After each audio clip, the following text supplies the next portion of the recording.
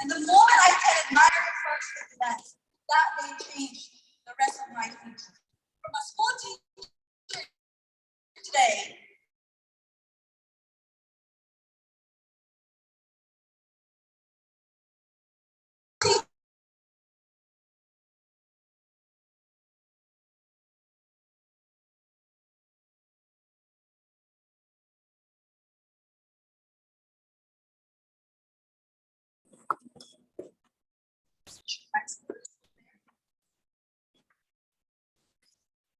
next slide. Next slide, please.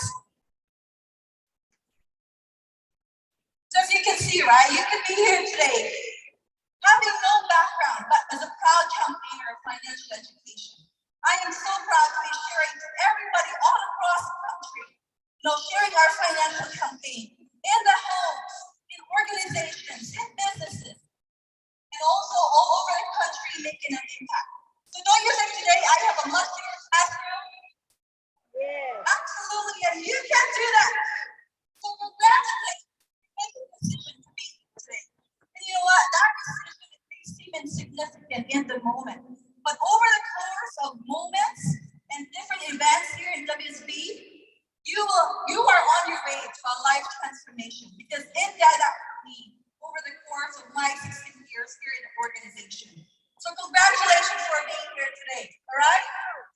Have you ever experienced in the last 2 years any life transformation because of the pandemic? Some of you maybe have had, all right, there you go, me campaigning at different home BPMs, right? Next slide, please.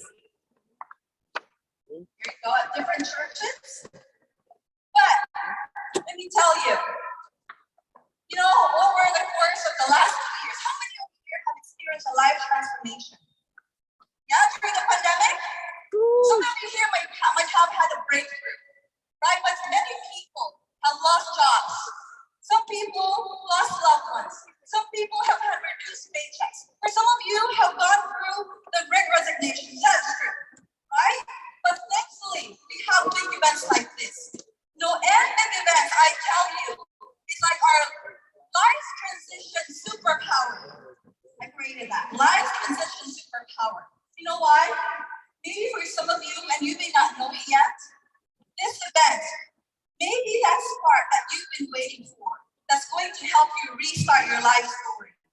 So today, I tell you that if you take in the full experience, you are not attending a big event. You are about to experience a life-changing experience that will change the course of your history. Do you believe that? Yes.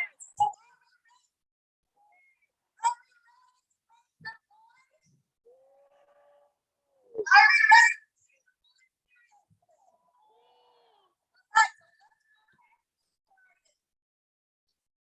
Let me introduce you our first speaker. This gentleman is someone who has shown us exactly what it takes to be a leader. Someone who is leading in the front. Someone who tells us, not just tells us, but walks out with us, charges up there, making a difference, reminding us to keep that flame burning, reminding us to keep that fight. And I know that he hasn't just helped our team, but he's helped all of us with WSB, our leader, our mentor, our coach, one of our time coaches, our EVP Victor Salvador.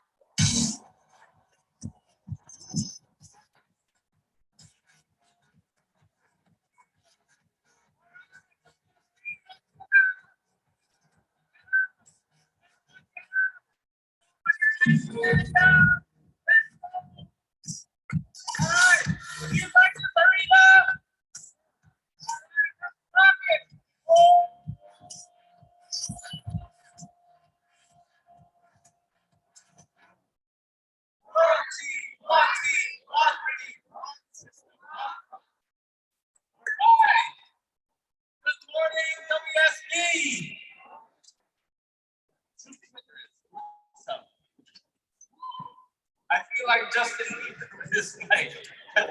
It's something new, right? So always something new. Anyway, when I landed here Wednesday, I almost thought that I landed in the wrong city, like Las Vegas. But am I in the right direction? It's so hot, 110 degrees. But anyway, my name is Victor Salvador, a proud former engineer, and the ex-engineers here. Yeah, current engineers. Proud husband to one wife. Lovely wife, Joyce. Proud father to two wonderful children sitting there. And proud grandfather to one so far. Right? So we're getting there. We're catching up to the granddaughter, grandson factory. But I'm really proud to be a world system builder, right? So this is what we're here. We are here. It's just so exciting to be part of this wonderful event. We are going to be launching or highlighting our financial literacy campaign. And today, I'm going to tell you basically why WSB is the solution. Why WSB is the solution. So, let's see. One of these. Oh. One of them would work. So let's look at who's answers to your registrations. How many have that on the registration? Like choose male, female, all that, right? Age. You guys answer that? So you want to know what the results are? Here we go. All right, I'll just do voice command. Yeah.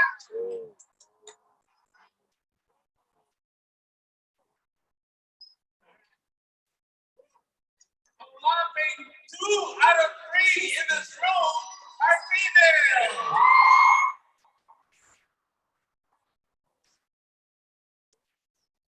WSB is on its path to making males extinct. Come on, guys, recruit.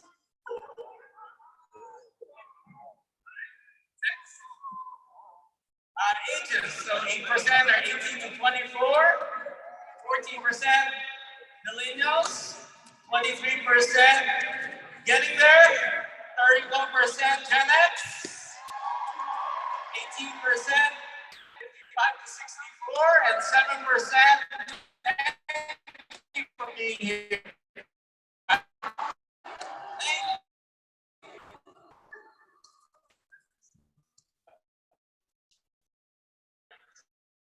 This is the our ethnicities. So 1 out of 2 here are Asian or South Asian. 27% Black, African, or Afro-Caribbean. 15% Latino.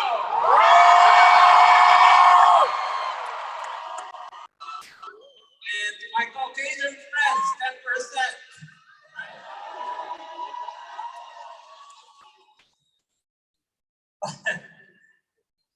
Gonna have fun here. So if you look at the demographics, what do we all have in common? We all have in common, right? Whether you're male or female, whether you're 18 or 80, whether you're Asian or Caucasian, what do we all have in common? We are all in the same boat. And what boat is that?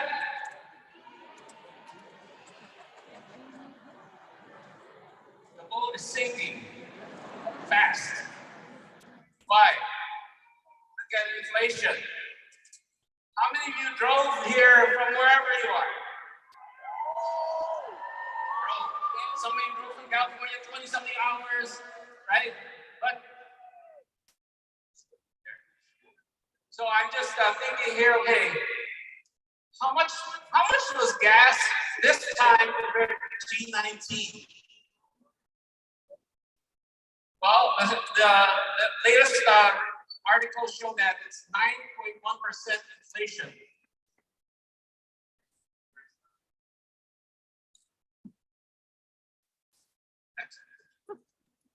So The headlines say 9.1% inflation. That's,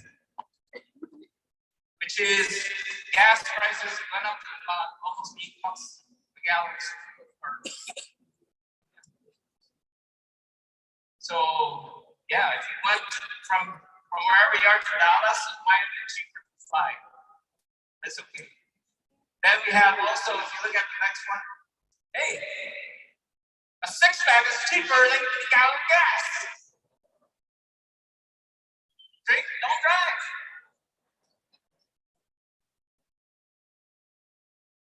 Then we have the next slide, which is salary increases. How much is the salary increase projected this year? You know, it's not 9.1%.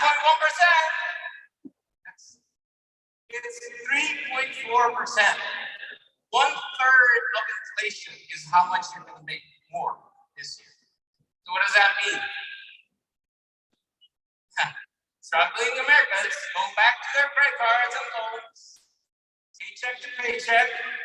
Even higher income Americans or North Americans, and of course, you know what? Americans are struggling to pay rent and their bills. So yes, we are in the same boat. Next thing is what? Next issue we have is the market, investment markets. So if you look at investment markets, what are the headlines? S&P down, Dow Jones is down. Oh, anybody bought some crypto? It's okay. Bitcoin is way down. So this is the vote. We are all in, regardless of what age, ethnicity, gender. Last thing, we mentioned the Great Resignation. So the Great Resignation right now, if you look at the statistics, they say or even the article says 57 million people quit their jobs from January 2021 to February 2022. In 13 months, 57 million people voluntarily left their job. So what are we facing here? And then in 2022, a fifth of workers plan to quit this year. All right, so let's look at this. My question to you, do you have a lifesaver? What is your lifesaver? Is it a donut? Is it a life jacket? Or maybe a jet ski, maybe? Is your lifesaver a speedboat? Or is your lifesaver like Coach's lifesaver, mega yachts? So this is where we come in. WSB, are you ready to be the lifesaver? We are the lifesaver of the world. You look at our Saving Your Future book. All right, next. 2 million total Saving Your Future books in print. 358 million to go. But it's okay, we're going to catch up because we are the lifesavers. You look at our campaign. Our campaign is a lifesaver. Where have we been? We've been to businesses, not just Oracle. We've been to Tim Hortons and Starbucks, Walmart, right? Government agencies, not only police departments and FBI. Healthcare agencies. We've been to hospitals, homes, of course. These numbers you see, those are only a few, right? Nonprofits and clubs, boys clubs, places of worship. Schools and universities like Harvard, Columbia, Georgia Tech. So many schools we've been to. UC Davis. So my friends, are we a campaign that is saving lives? Financial education is the solution. Do you believe that? We have workshops, 6 of them, daily, online. Do you guys remember when online workshops started? It was August 10, 2020, 2 years ago. Alicia sent out an email and said, wow, everyone wants to do online workshops. We've done, Rob, went over 2,600 by our count daily online workshops since August 10, 2020. This is not lip service financial education. This is true financial education we are doing, and we are proud. 80,000 students, 80,000 total online workshop attendees since August 10, 2020. 80,000, and that's a minimum conservative estimate. Now, WSB, we are recruiting those who are resigning. Lifetime, since the formation of WFG on June 2001, we as a whole community have recruited over 1.12467 million recruits out of 2.1 million in the whole company. We represent more than half of the company's recruits. And I have news for you, folks. This does not include when we were called Gwen Dynasty previously. There was 10 years of history before this, Ron. We're more than half. Oh, did you know WSB, we provide a license, not for driving, not for anything or getting married. We provide a license for financial independence. 127,899 licenses since the beginning of WFG. We are about half of the whole company so far historically. Are you proud? Can you be loud this convention?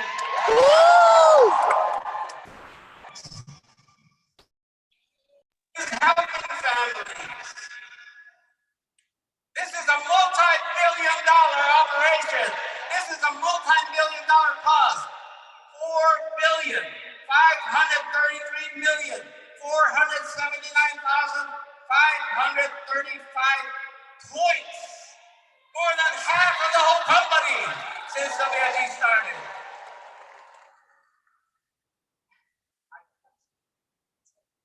I'm getting off the stage. I don't need this.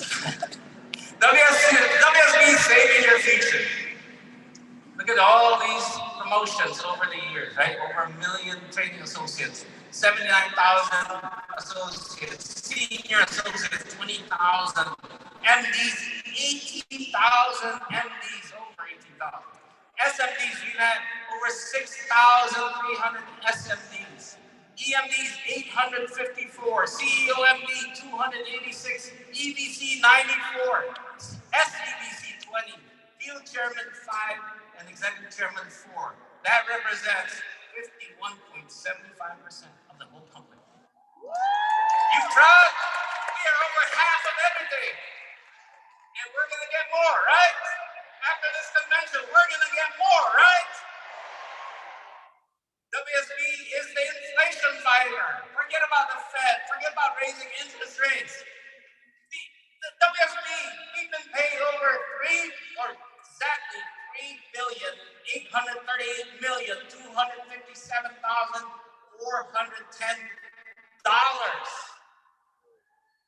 Almost half of the entire company to pay your mortgage, to pay your debt, to pay off your credit cards. Oh, this is the fun part. We have rings. This is the first time I've worn my ring, right? Can you move back? I want to show you something. In 1993, I had this ring. This is a wedding ring.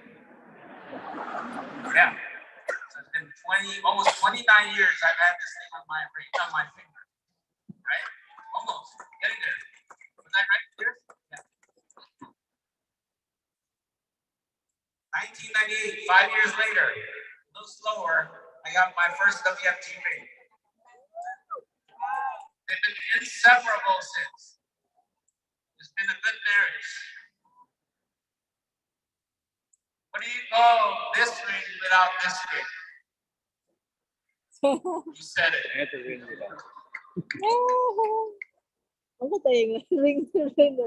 So here's the rings and the watches historically since the beginning.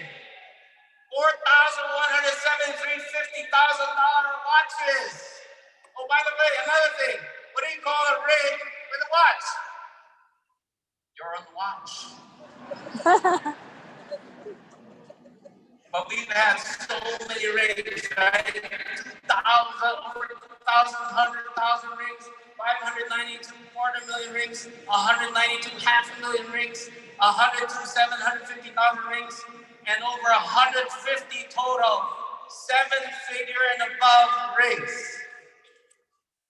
76 1 million, 27 1 and a half, 15 2 million, 9 3 million, 9 4 million, 12 5 2 million, and 2 $10 million rings, representing over half of the company's entire ring population. Are you proud yet? So we also don't just make money, we give, right? This is a tradition of giving since G20. Look at this. Spring members for Charity Water, over 2,000. Monthly contributions from spring members, over 29,000 a month. Lifetime impact, almost $1 million so far in 2 years. IRC, International Rescue Committee, we've contributed over $500,000 so far in 2 years. And total in other charities, we've given over $1 million, 1.1 million. Total WSB, this community has given over $2.6 million we've given back to society. This is not just an inflation fight, right? This is the poverty fight, right? We give back. We don't just take, we also give. We are a community that cares. So WSB, are you ready to be the answer? Can we all stand up? Because WSB is the answer.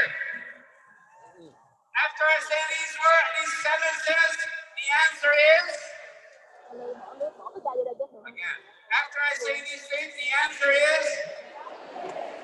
WSB, ready? Who will show the next generations how to be their own money manager? Who will teach financial literacy daily? Who will be there when GoFundMe is not enough? Who will make it acceptable to be debt-free? Who will make it common to have a 6-month emergency fund?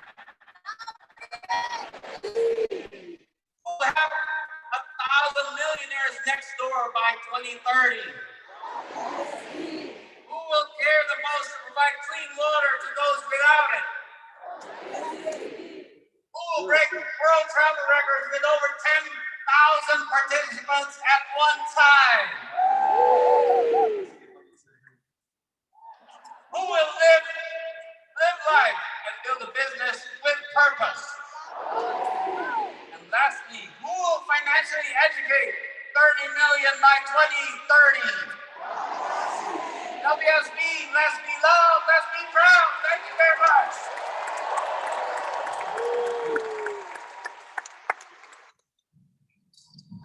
All right, isn't that awesome? Thank you, Victor. Who else?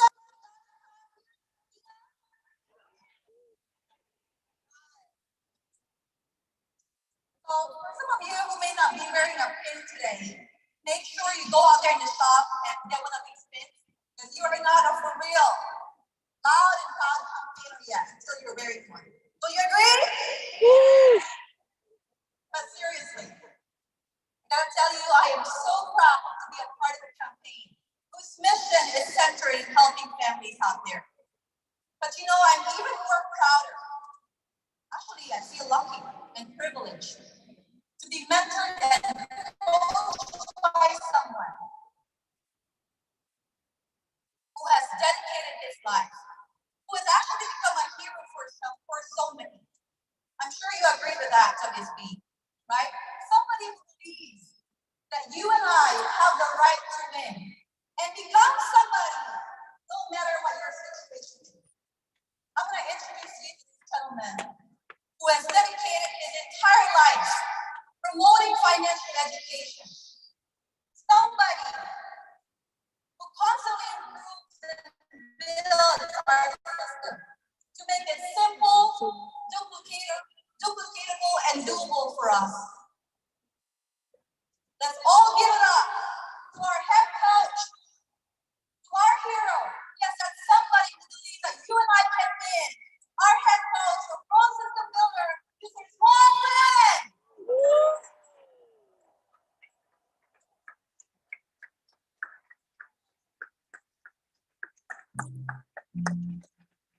A native of Vietnam, Swan Nguyen escaped the war in 1975 and immigrated to the United States. Landing at a refugee camp near San Diego, California, he was able to reunite with his schoolmate, Hoa Nguyen. After Hua's family found a sponsor in Honolulu, Swan followed her to Hawaii and asked her hand in marriage. Looking for better job opportunities, they eventually settled in San Jose, California. There, Swan worked as a social worker, directing a local branch of the International Rescue Committee. His job was to help refugees like him start a new life in America. Hua worked as an accountant and did bookkeeping on the weekends to earn extra income. With young children, aging parents, and siblings that still needed support, Swan wanted to find a way to make a few extra $100 a month. One fateful day, in the hallway of his office building, he was invited to listen to a presentation about a business opportunity with part-time flexibility. Intrigued and curious, Swan attended and came home feeling like he finally found an answer to his prayers. For the first 2 years, he would go to his full-time job during the day. Then at nights and on the weekends, he would work his business. When his part-time business income started to surpass his full-time job, he decided to take his destiny into his own hands. Swan and Hoa quit both their jobs and pursued the business with all their heart. One person, one presentation, and one city at a time, Swan and Hoa built new leaders and developed a system that was simple, predictable, and duplicatable. Today, his team spans more than 300 offices throughout the US and Canada. As one of the company's top leaders and most prolific builders, Swan has a vision and a mission and a system to revolutionize the industry, educate families, and build the best business opportunity in the world. Ladies and gentlemen, please stand up and help us welcome World System Builder Head Coach, Swan Nguyen.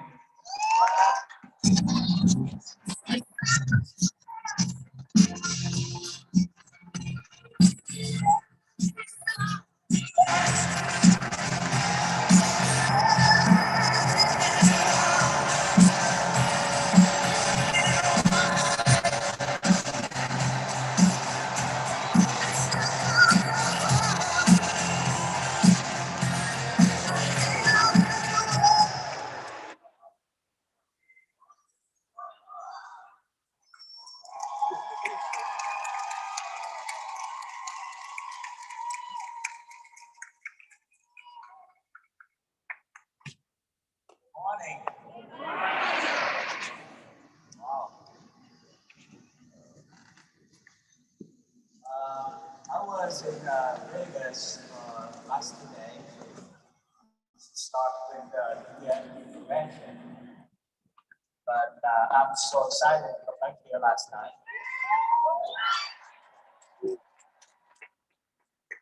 This is going to be a feature conference.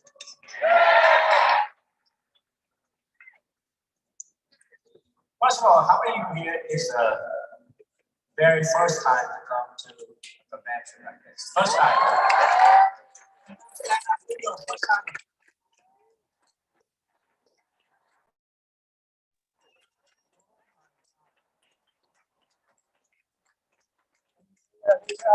It's like 78%. I'm glad that COVID-19 killed a lot of our time.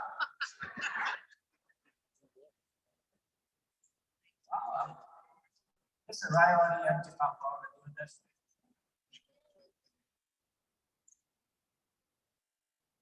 So many of you who come here the first time, and many of you here is new in this industry. My job is try to work relentlessly to articulate who we are, what we do, and our purpose and our goal. It's very, very important to people like us to really know who we are and what we do.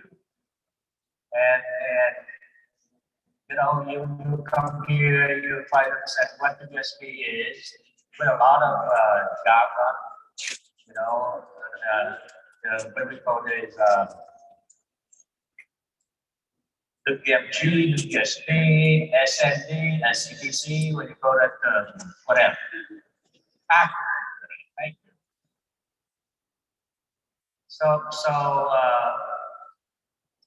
But I want to tell you that we are builders. What system building? We are builders. We are building. We are building people. We are building the business. We are the builder of the new industry. We are the builder of the new distribution system, where people like us take charge and control our future. So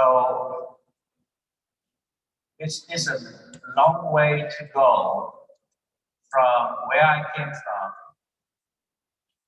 until what we want to go in the future. What I've been doing in the last 37 years is try to define who I am, what I do. Like many of you, when I started, of course, I don't know much. I just try to survive another day, but all the negative or the failure suggestion from people around me and inside of me. And during that whole process, a lot of soul searching and just, what the hell I'm doing here? Is that worth it? And a lot of people, because they don't would be able to answer why I'm here, what I'm doing, and where their family and people around them criticize them. They do not have a clear answer.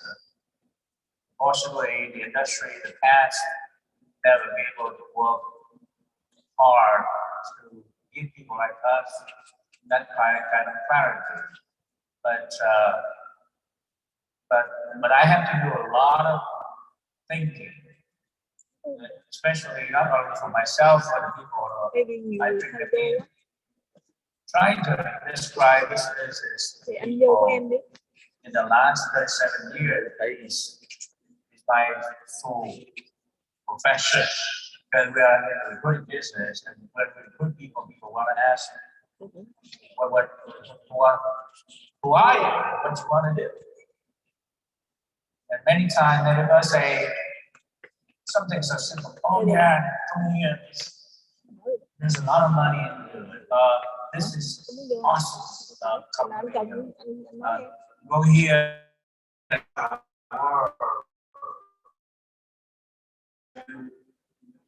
You educate people, or come here because you can do it for part-time. So I try to today, because we are building a new industry, we are building a new distribution system, and you're going to hear me from me many times before. Many times more in the future, that I'm going to continue to working on to articulate and clarify or to define the future we are in. And the business is changing all the time. But this industry is not changing enough. For a long time, for 27 years, I watched industry after industry, they're changing. You look at retail industry, when I come to this country, it was dominated in the 70s with JCPenney, Sears, and so on. And eventually I see the rise of a large distribution system, you know, like Kmart and then Walmart, and now it's changing to the Amazon of the world. You know, in the car industry, when it comes in the 70s, it was Ford, GM, and Chrysler. And very quickly after that, we see the coming of the Japanese who revolutionized the way the next motor car and more efficient. And we see later on, you know, the European coming, and then the Korean, but finally now it changed to the EV industry. And who knows what in the future is going to be. And so many other industry that is changing so fast, who is technology and product oriented, they change.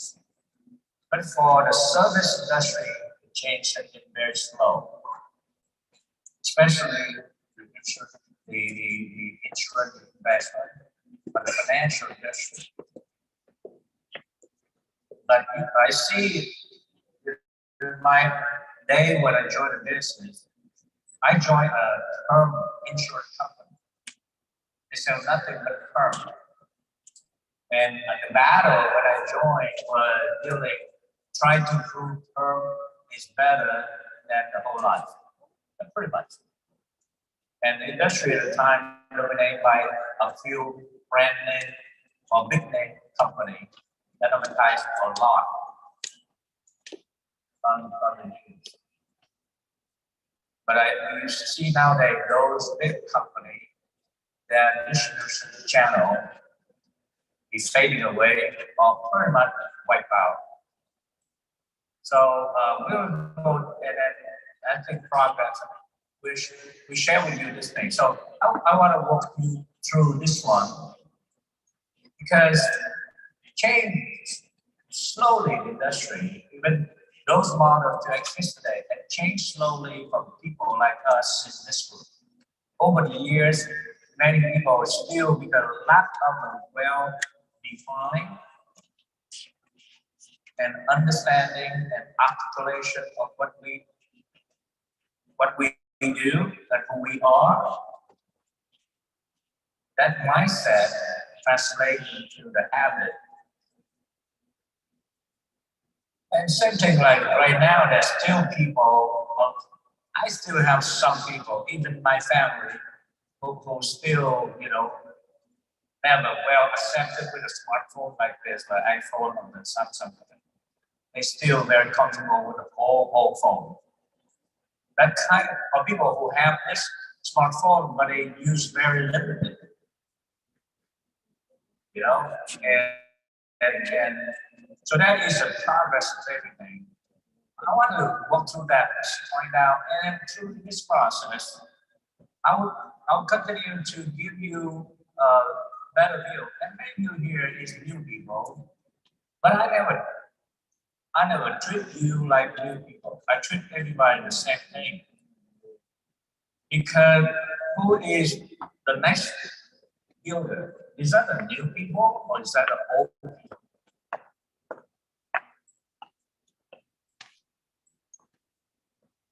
So I tend to think whoever understands how to be the person of the future, whether you're new or old. In fact, one of the biggest things to me is always who can make the necessary change. Business is always about making change and adapt.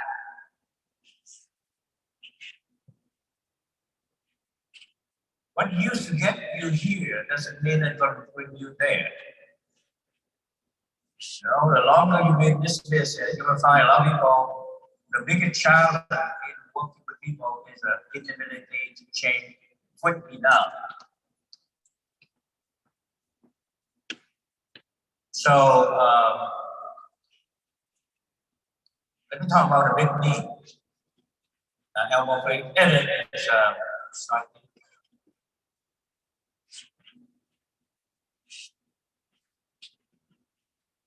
So I'm going to go through something in my mind. And try to talk to the new people, and hopefully the seasoned people with me. I hope that you're like new people. And I try to meet up new people all the time in my life. I try to clean up my head, try to prepare myself for a new future. I'm very changeable and very quick and quick adapt, willing to change. That's why I'm listening today. And that's why I'm so excited about this. Is that there's never been a more engaged business. Next slide, please.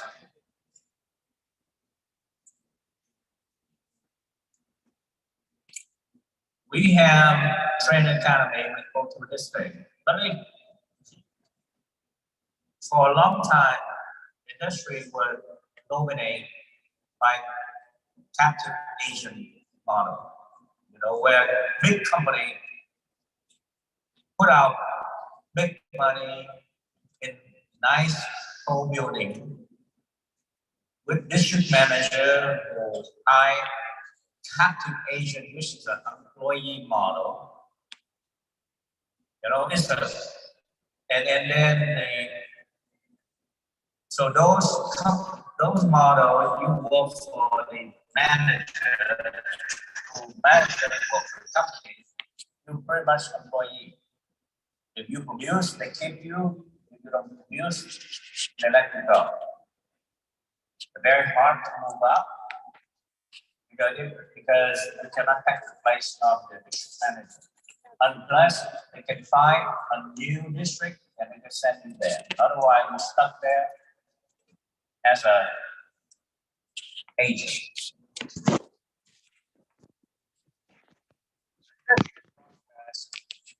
During the 70s and 80s, by the early 2000s, there is a new breed of people. That's a lot of people who try who don't want to become captive agents. Many of them, open independent contract, independent agency, and many of them become like a career advisor type. And many people, because they get good on selling and the technical of business, they're looking for a bigger client. So these are very dedicated people, and their purpose is to make a few sales a month with some big account. And and then in the 70s, emerging, but the first two model you have to be full time. But the third model is starting in 70 where I get to the 80s. Time, flexible, but mostly uncommitted people. And we are part of that in the last 30-something years. But 2004, I felt like we need to be in the industry because because the more we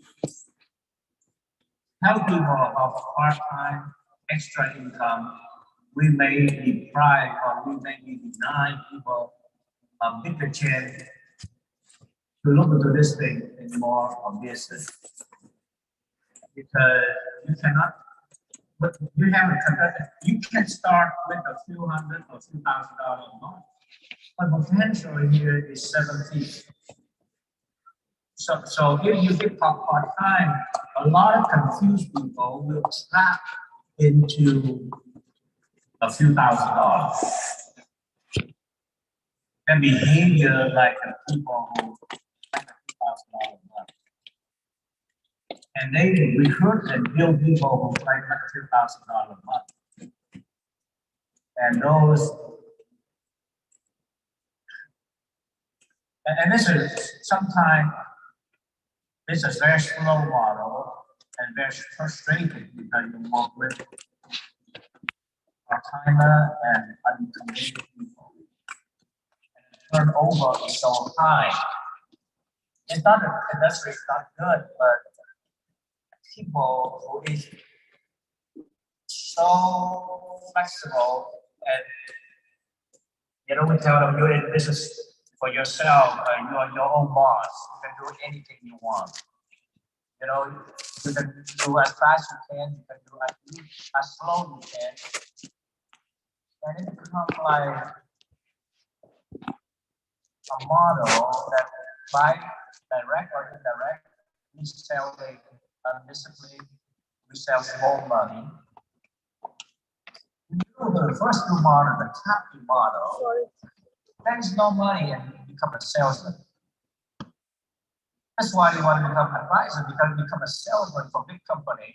The typical Asian for a big name insurance company before my time, they make about 30,000 to 50,000 on an average. Salesmen don't make money. And later on, ask them, well, go up a little bit. You see people begin to see themselves like six-figure, become a pro. Because there's no money in the small market. In the term insurance or sometimes in the whole life industry. And then you're just selling and you sell by yourself, how many sales you can make? They say the average salesman out there make about 2-3 sales a month. That's so much you can do on canvassing or go to door or try to work with a client base, get some referral. But the first two models is pretty tough to make money. So the part-timer begin to offer the alternative that you don't have to work full-time. So it's safer. You can keep your job. And part-time, so there is less pressure on a part-time, which is wonderful. But then again, the other side of the coin, the part-timer, is that they are not serious, and neither they are disciplined.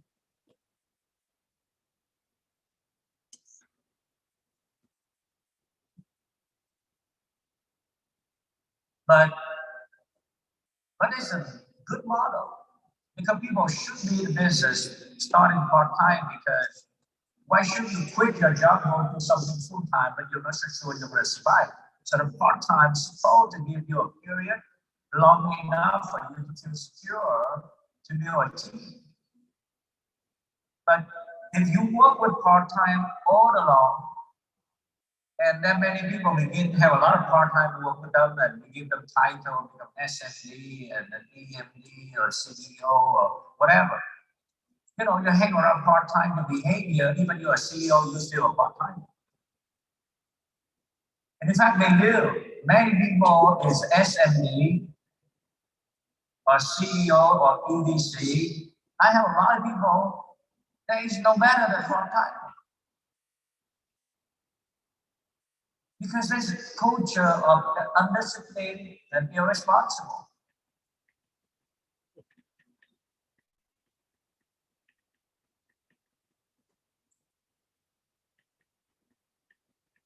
So we try to sell. I felt we need to make a change because we are denying the people of real big business.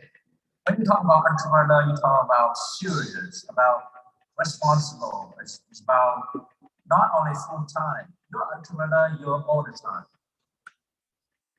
It doesn't matter you're part time or full time. I'm an entrepreneur from the start. Even I was part time, but actually I'm an all the time guy. I am in the business 37 years. My first 2 years, I have a side job that takes me 8 hours a day. But the day I signed up, I was an entrepreneur. I consider this is my full-time job, is this business, And the one I have 8 hours a day that is show up at 8 o'clock to 5 p.m. I consider it a part-time now or a side job.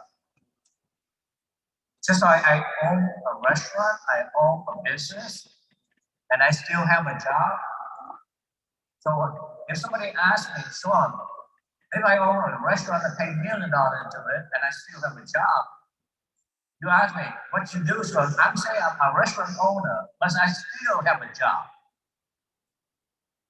The job is my temporary situation. But my full-time, when I put money into a restaurant, I am full-time. I'm an all-the-time. I'm an entrepreneur. You know why? When you start part-time, look to part-time income. When you're an entrepreneur, you look into some mixed scale. So the progress of the industry, and of course, in the 70s, many people never take this industry seriously. Because they look into, because the model out there is not a matter of 70 when it comes to America. You see nothing but maybe the New York line of the world, the financial world, or the mental line of the world.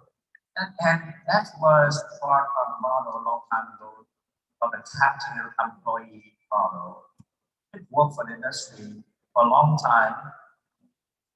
You know, even in the beginning of the Second World War, and it's growing for the industry.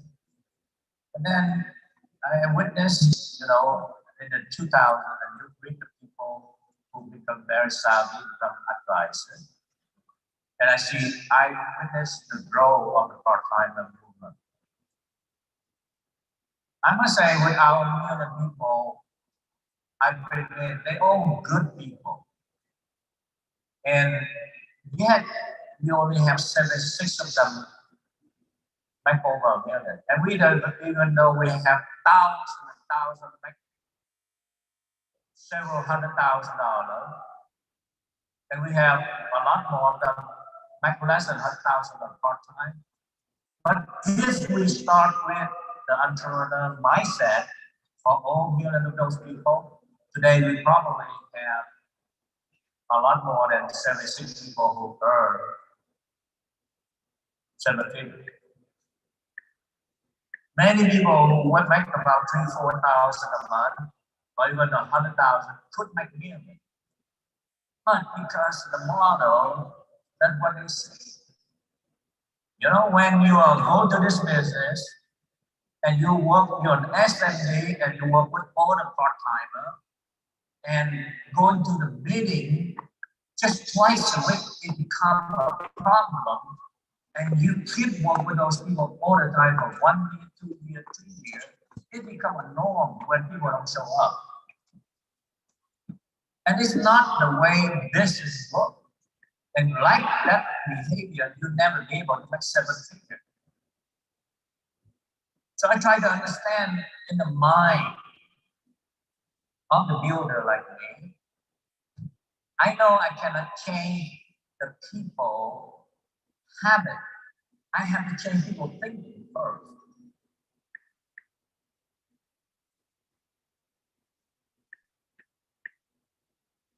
To change people thinking, or changing calm, or changing product is still a not good fix. We have to change the whole industry. There were times that we have to look to, and you know what? The world has been changing. People is more educated. The world comes to the information time now. People want to know, and then we're also growing in the 70s now. And so in the 70s, that is very little debts in America or in the world.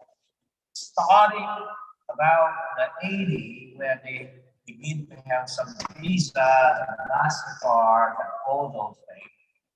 And that begin to grow. So the situation now, that becomes a way of life. The industry who's selling the financial product does not have the answer for that. The real problem of personal finance in the family is not selling the IUL or selling annuity or selling a UL or selling just a mutual fund. We have to look at the total holistic approach, how to be able to help people to be better off financially. We have to educate them, and we have to, instead of selling the product, we have to look into building a financial foundation. And those are the things that doesn't come from up there. It's just year and year and year and year of working people to be able to find a way to understand who we are, what we do, looking for forward future so that we can adapt ourselves to be able not only to survive but to thrive and to grow and to build in a large scale basis. And we cannot attract, in the early day, when we attract the people who work into the firm industry and who sell like $30, $40 premium, we attract a different kind of people. Many people who make serious income do not want to be part of that. And then the industry grow and then plant in a little bit of the higher premium kind of product, we begin to have a better group of people come in.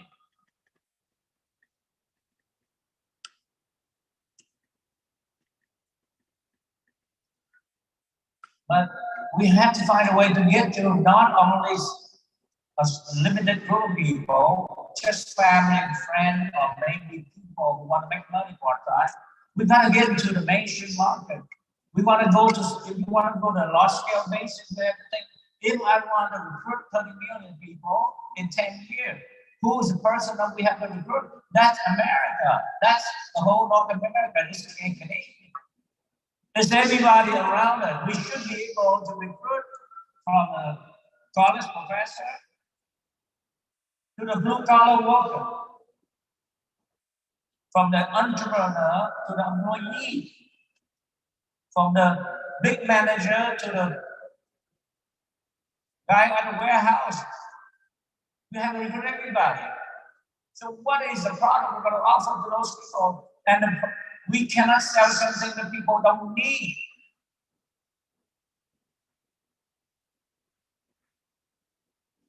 When we introduce the blue book and the workbook, it's not another ploy, another strategy just to sell more product. This was a large scale effort that take me, I know gonna take me 10, 20 years to change the thinking, to change the vision of our people. And I also know that it's gonna be tough with the current people. And I'm very tough. But I also believe to my perseverance and the perseverance of visionary people who see will be so excited what I see. I'm so excited what I see and what we can do. Because right now we're on the entrepreneur model. The entrepreneur model right now, we're moving away from the sale. Now we think about distribution. Think about multiple agencies. So then we're talking to you. Do you know that a typical so-called seven-figure earner, during this discovery, majority of my million-dollar earner, all they did is they find around 10 people who is responsible. So they work like, for lack of a better word, I call it an agency. Agency is people who are in charge of that agency. People who open an office, and open the door. We have people right now, majority of people have office, but do not open the door.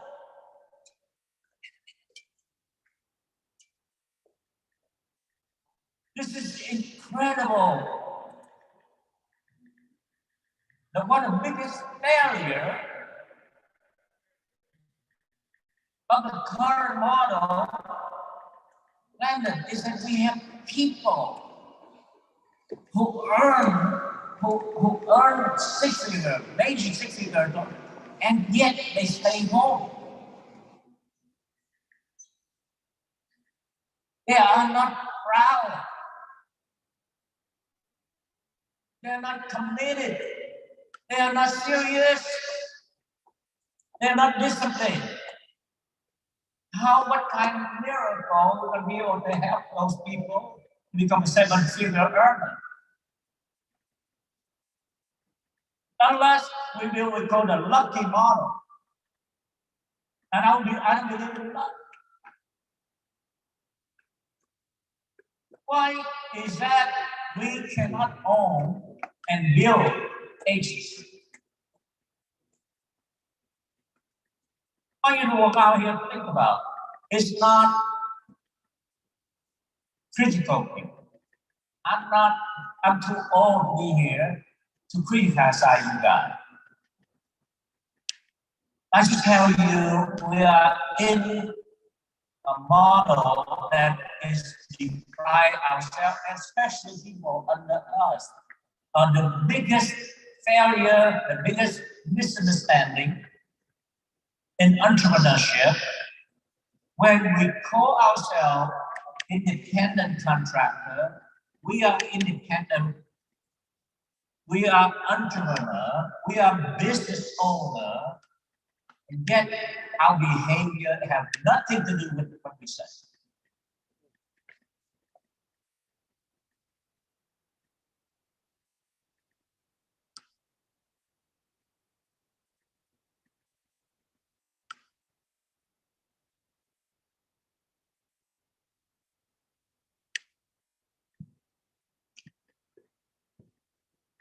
I mean, don't you want to have an agency, a financial center?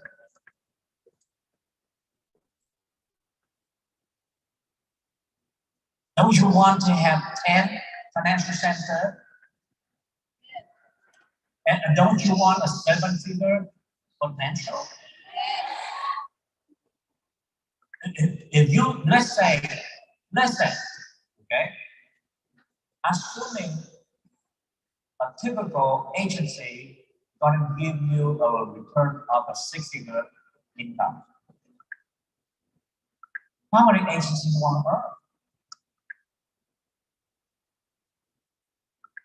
So I want to change your thinking about it. I've been working so hard, and it's so good for me right now to have a bigger audience. Because you know what? I know I need about, at least right now,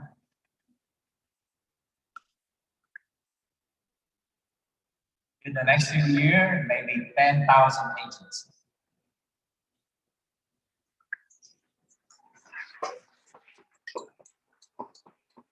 A few hundred right now, guys.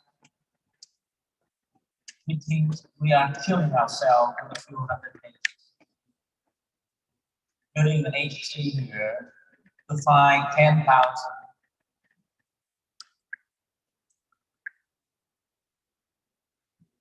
People who open the door every day to go to work and execute is not that hard.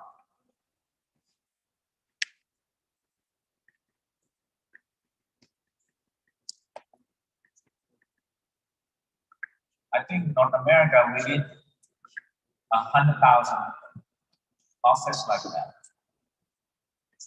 Because there's so many little towns from like 100,000 that they can be able to have several agencies. Big city, like Chicago should have thousands and thousands of agencies like that. Because where everybody is so proud of themselves. Look at the old model of the old model before the farm insurance, the state farm, or the home state people. Thousands and thousands of them, they come to work, they still own their own agency, but they don't, but those models, the problem is that if you open a small state, how many small states do you own? Because you have to be there. You're not really capable, you don't have money on those, that's but you know that model is serious because they have an office and they always show up and open the door and they have the staff and they really disciplined.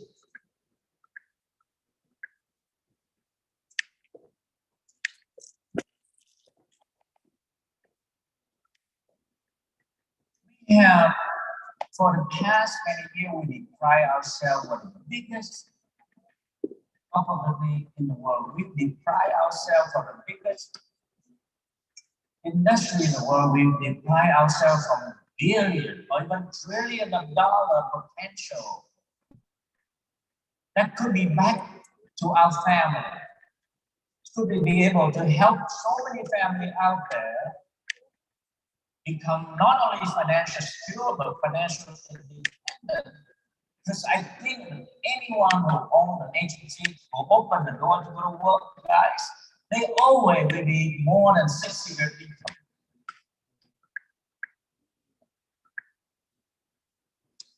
We're going to solve the financial challenge. We can solve the income gap issue.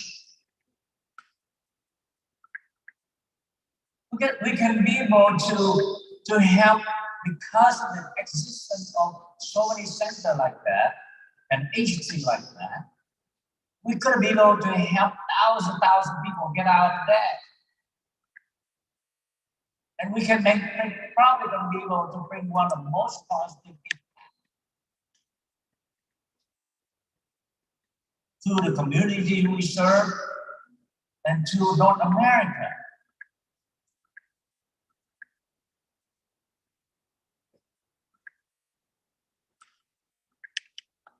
I hope you have that understanding that it's doable, guys. But it starts from us here.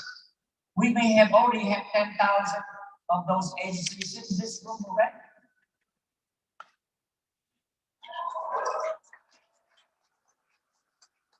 We can get there in a year if all of us, each of us decide that I'm gonna be an entrepreneur and my job will be down here and I'm gonna be working fast. I become an MD in 60 days, I mean an SMD in 90 days. I will so proud to be able to open my office and eventually open my agency. The reason you open an office with someone because you want to learn how to open your own office.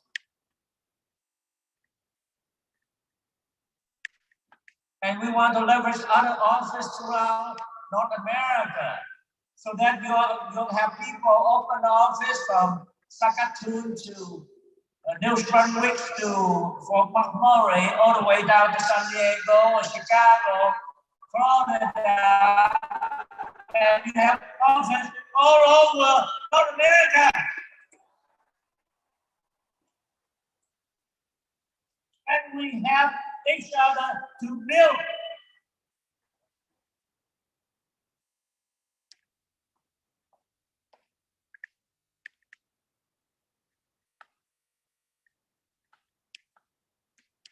I should work out the prevention, and it's wonderful. Their number very big, a lot bigger than us. Yesterday they produced a lot of Ferrari. I'm gonna have that talk later on. But it's all the people who are very hardworking, hard driving, but a few people who really build and drive, sell, and return. But they do not understand about the discipline part, about running the agency, the building part. We are totally different. That's why we have this convention today.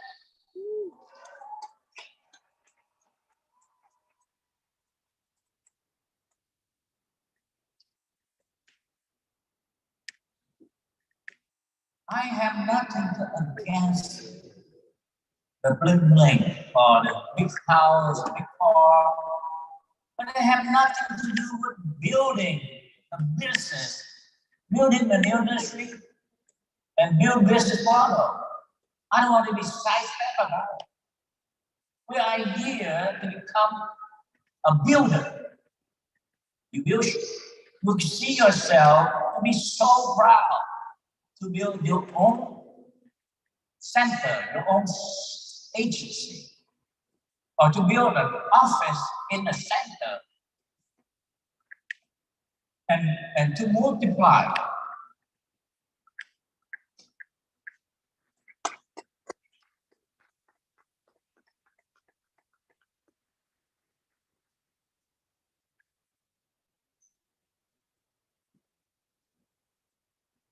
Next slide, please. So since you are entrepreneur, you and for a new person come in here, you are a business person. You gotta think about it every day. Who I have in my list. You know, the company,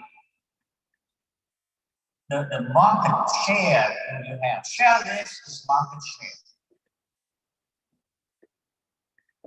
Share list to me is market share. With 1,000 names in the hand, let's say yourself have about 200 names, and you have 5 people who have 1,000. Because each of them bring 200 names. You have enough 1,000 names to build distribution. I don't get it when you go to business and you're not crazy about sharing list and count clock.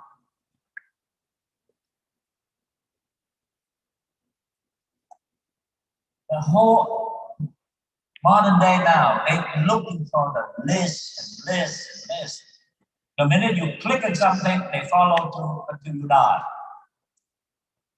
Everything on there right now, with the minute you go to a doctor visit, you go to airline, you go to shopping, you do anything, you be part of that list. And it's going to follow up. And here we are entrepreneur, and we are not create a name list or the name list of our people.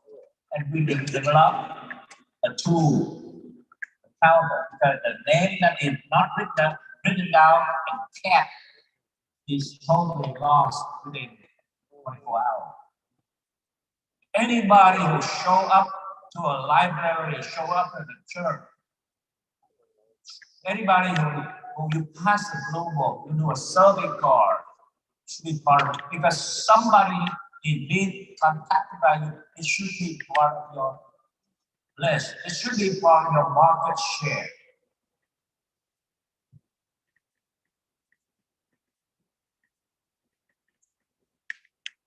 So in the building agency model, you think about a list, you think about multiple locations. See the part-time model, part-time model, they think locally. Because they negotiate every day about, do I have to drive? Do I have to go to a meeting? They think about how our driving is just the hardest thing in the world. No, it's a built-in. We are, Yvonne, you're laughing, but we are killing ourselves. You gotta know, every time you do something, you gotta know the pro and the con.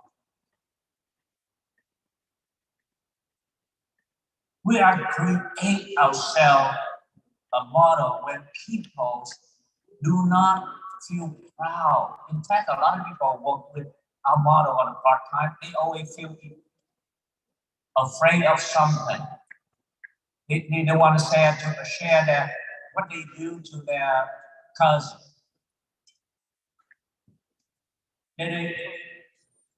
Because you're uncommitted and you're not feel proud.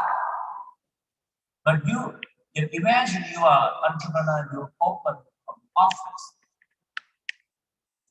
and you build agency, you build distribution, and you have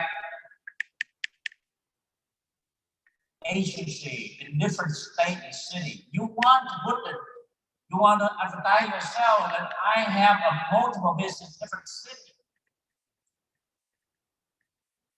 It's totally different from the part-time mentality, totally different than the captive agent mentality. It's totally captive, walk away from the sales thinking. It's totally different from running the old business model that, you become SMD and PMD and let's run for CEO, let's run for EVC. That is to me still a very slow model. It's a promotion model. You may promote people like that, but you are not have predictable discipline and the seriousness of an entrepreneur model. Yes, I know you guys are going to get the CEO easily, but it's not the main thing. You should, that part is like a recognition. Tell me if you have 5 locations or more, you wouldn't become CEO ABC. Tell me you have 10 locations, and you wouldn't become whatever, XYZ or any title you want to have, and tell me that you don't make some that means serious money. The real problem is not about the product. The real problem is not the title. The real problem is that do you have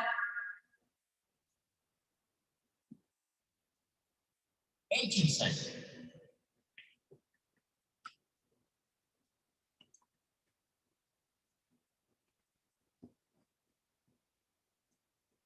I understand that a long time ago. That's why I built different offices throughout the country. I travel relentlessly because I cannot count on grocery.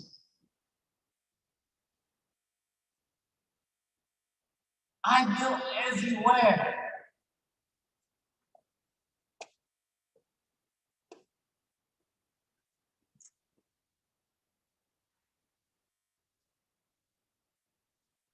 Multiple locations. So the future is multiple base shop, multiple office, everywhere. And because of that, we need to have a relationship. We have to have the care, the trust, and especially we need to have relationship and communication. Relationship between me and between you and your people, but with other offices, relationship with other offices, because we are going to be in our community of explosion, of growth. We're going to work together. How can you have one office and you stay one office and you don't want to expand your business in Chicago or you go to Vancouver or any place in the world? Why you want to build that relationship too for your business?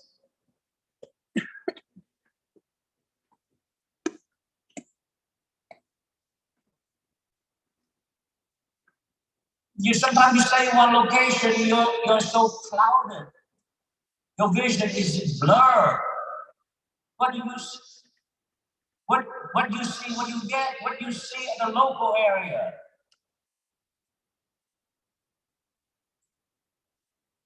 You have to travel to see.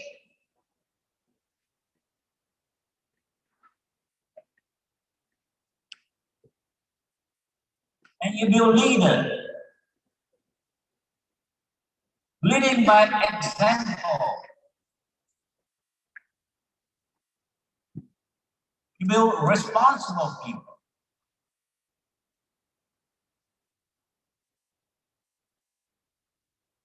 You have to learn to think big, talk big, and One of the biggest challenge. In fact, it should not be a challenge. The challenge of the past. You are trapped with a model that you cannot articulate vision. If you are a salesman, even you are in this organization and your mind about sale and commission, you will not be able to talk back, think back or talk back. Because because your mind think about account and cash flow.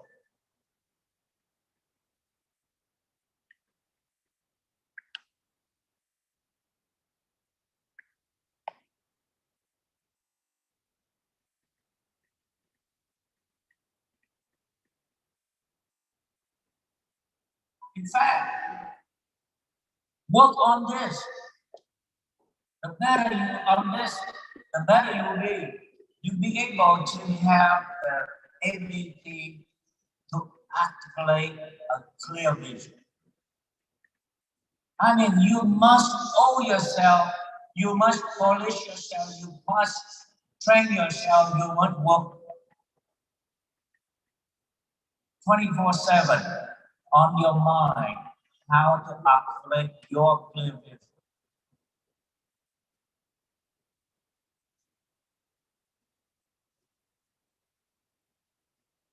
You know, to me, look at Karen Chin, and you are such a wonderful person, got everything. But you are right there in Edmonton all the time.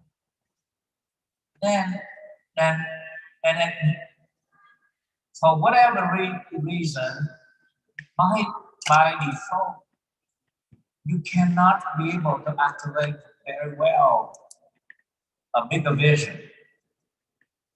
And it also is not well connected. But let's say, Karen, you begin to have a vision, clear vision that gonna build 20 offices.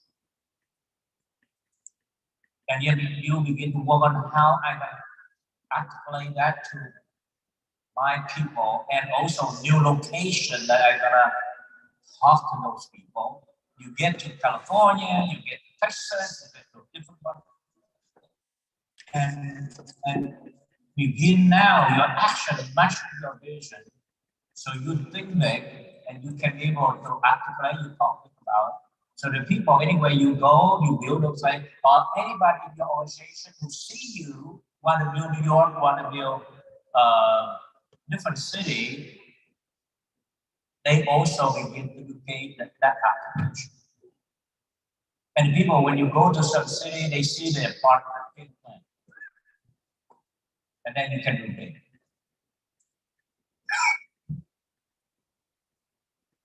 In the promotion model, what you articulate, every day you talk about EMD, CEO. Listen carefully, I'm not against it.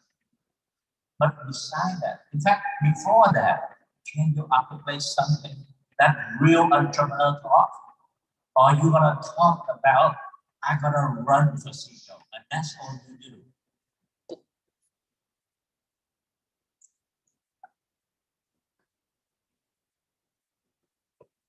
And you know what? You can question it. Sarah said, okay, many of you, when you talk about right, become a CEO, it takes you forever to become CEO. But you're an entrepreneur, you build 10 office, you're gonna slip your way to CEO. You wanna choose the hard way because you are trapped by other all industry articulation. And run CEO, only you can do it, and your team don't see anything to be part of that. When you talk about I run for CEO, which means that the one person in the whole 100 people gonna do something, but that her vision, but not my 99 people vision. When you talk about building agency, is 100% job, the job of 100 people. You get that?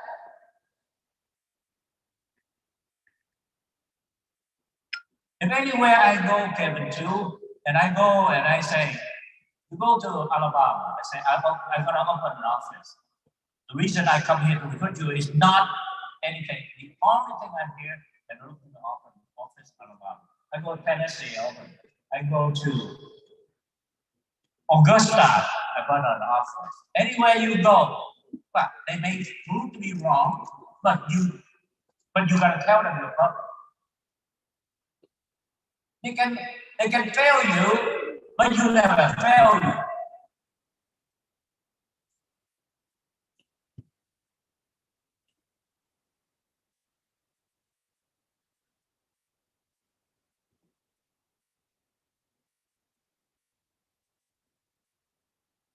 I'm so sick and tired. Like I go to like Honolulu for, 20 years, one office, two offices. And if they want a two office, they don't open the door. That's why we never imagine we have like a city like Honolulu should have 20 offices. All the way from Honolulu, all the way down to Waipahu to Gardena or here, whatever. Honolulu alone should have like 20 offices.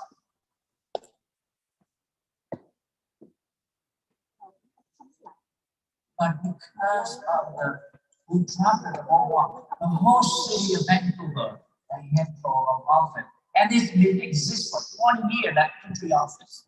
It's sickening. Because when you open one office, when the current office, nobody show up anyway. It's always empty. Are you killing your own business collectively?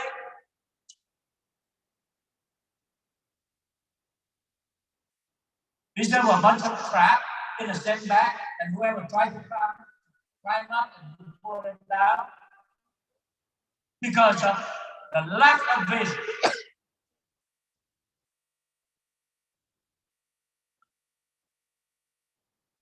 In your organization, 100 people, the top guy is going to declare to run for something.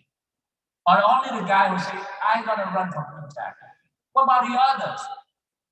What is it for me? You have to have a shared vision. The people who have, I have an ego. This is my job and your job.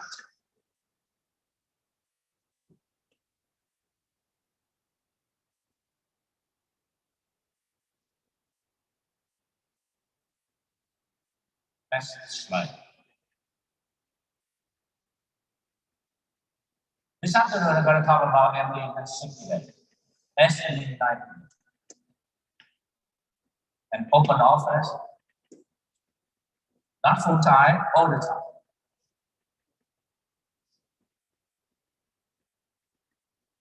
Look, we're entrepreneurs. When we start this model, we're going to be full time from day one, even though you still have a part-time payout job.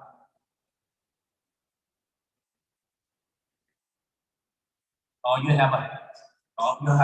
open a new business which is much bigger than the current office. Let's say you own a business right now, but a new venture is 10 times bigger. Then you have to be full time all the time with a new one. You still have look entrepreneurs. We run many businesses, not just one. You can have a business, but you should open several other businesses. But for me, I choose to focus 100% here because the last 10% here. Not I run groceries, but I plan to run 10 and I run 100, I run 300, 400. Now I plan to run 10,000 locations. Because I think about it, we can do it. This is your future. This is your future. You gotta be very aggressive in your thinking, and you think about progress.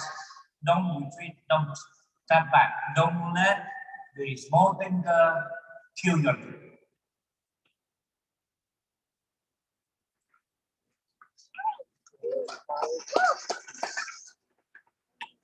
Listen, this afternoon I'm going to show you the breakthrough. But let me talk to you about MD. An MD is literally 5 licenses.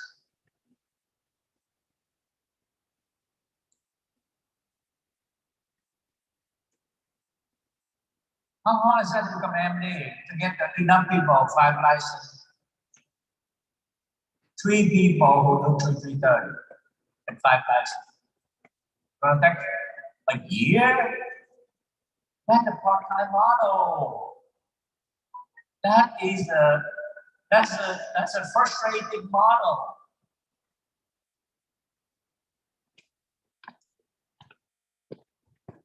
If I go to see Victor Salvador and say, look, I come to Chicago, I want to open an office in Chicago, and I'm going to spend the next 90 days to make you become SMD. Are you in or not? He have no other option because that's all I give him.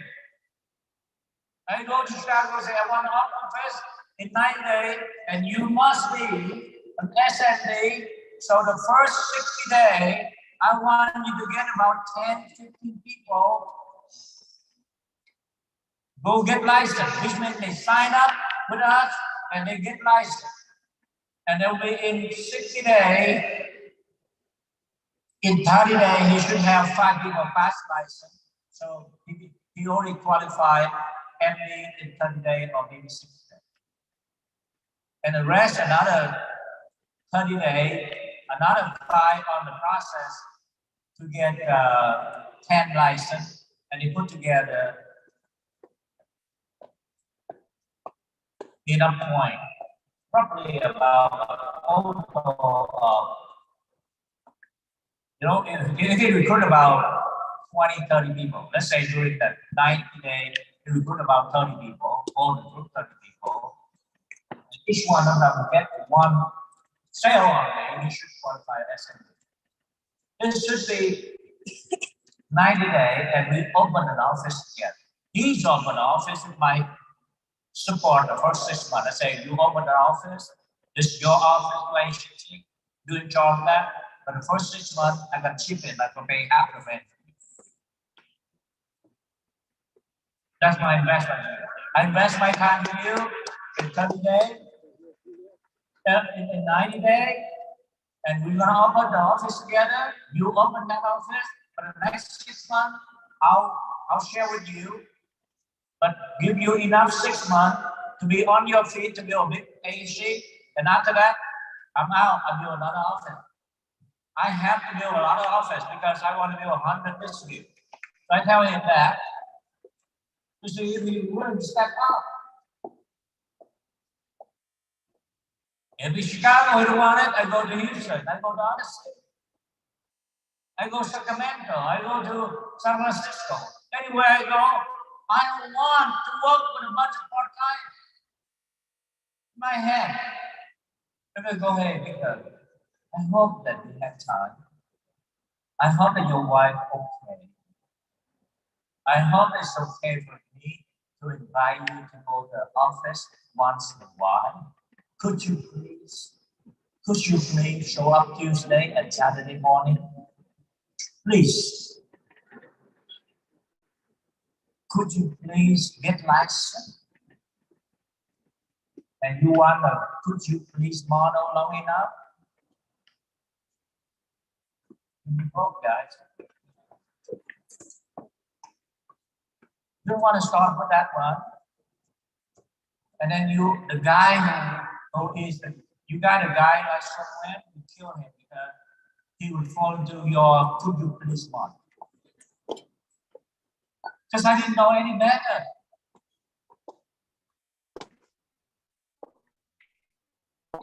I must say that my career was lucky because at the time I joined. Right? In May 1985, I signed up Monday, and they tell me Tuesday show up at 2 o'clock with your 2 policy, old policy, and a checkbook, and your wife. I show up with 2 policy, old policy, the checkbook with my wife, not at 2 o'clock, 1:30. I own the product at 2 p.m. And they tell me, tonight, we're going to all go to field. I don't have time. If you don't have 3 appointments, I have to pick another guy. I grow that model. And I said, okay, please, don't give to other people. Just give me the time. I call you back. In half an hour, go back. I have 2 people. Okay, I'm going. That's not for her to me.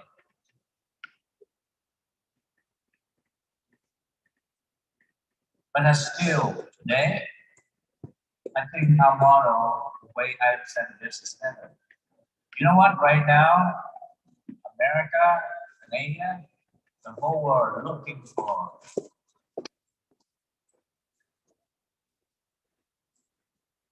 a business that I can believe in.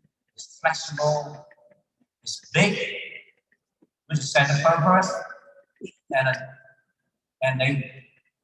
they want to get you in control of the big office. Our model for the 21st century, people would die with a new message of building a new location, building a financial center to help people and be able to make great income. And everybody should love to be able to open and be proud. You know, when you have the business proposal, when people look and say, you do it right, and you are proud of it, right? You do it right. You have that thing. It's going to be a model on 20%. You should from now on expect people to open the office.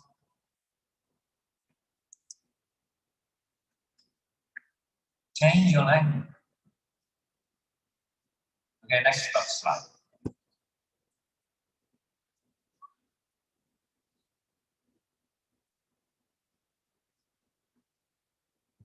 Selling a new industry, you're gonna talk about this industry is built around open industry. What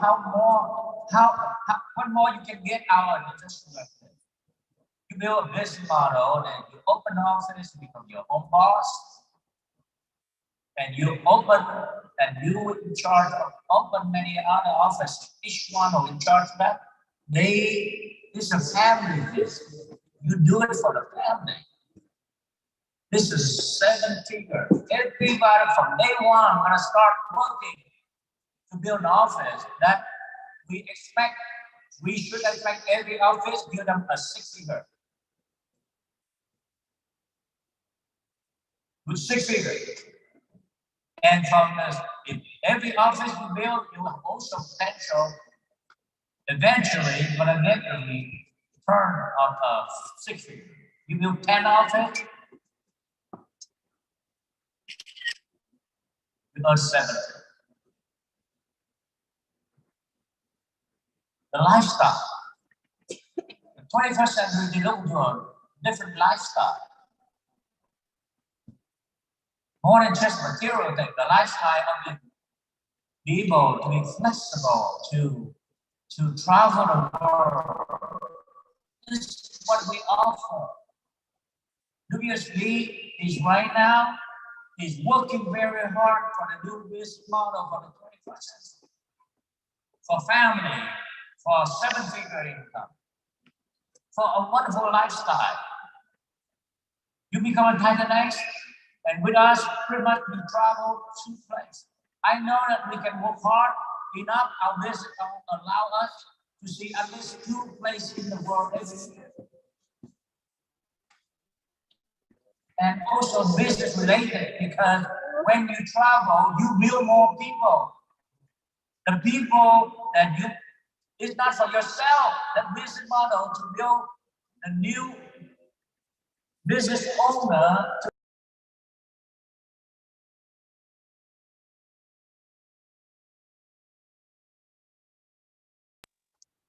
every 6 months, they should have enough 1 week to sharpen their head, to expand their business, and to present a lifestyle to 1 week. Because why? They make good money. We should expect people to become Titanites because That's a minimum, so easy to qualify. And most importantly, we have a business with a purpose. Financial education is the best. When you wake up every day, you know that you have such a strong purpose. You help people all over. It's good to help a friend become a financial independent. So you recruit a lot now. I want you to recruit about a lot, and also we retain a lot. This model, you cannot retain with a small thinker. You build a part-time, uncommitted, how can you retain those people?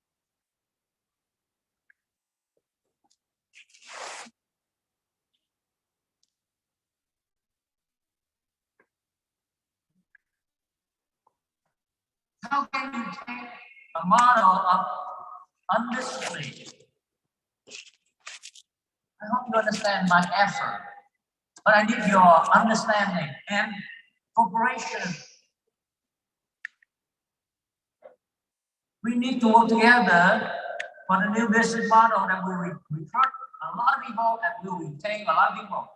The reason that we recruit people that we can't retain them or we're not licensed because the model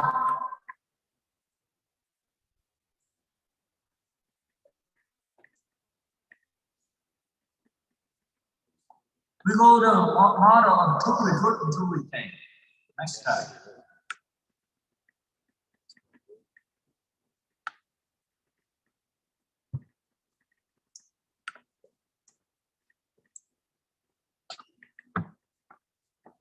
You sell financial education, you sell the blue book, you sell a workbook, you sell financial foundation, not annuity, not mutual fund, not IUL, not UL, not whatever. You sell financial education, you sell financial foundation, you sell people out there that you should be your own money manager. And you sell that we are builder, we are system builder, we build agency, we build financial center.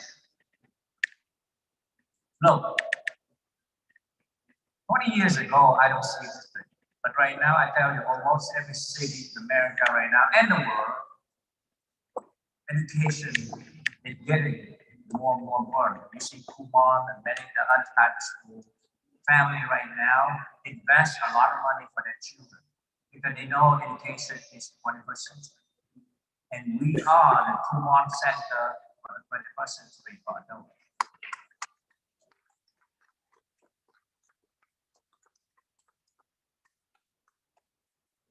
Almost every town right now in America, they have no financial. Other than they have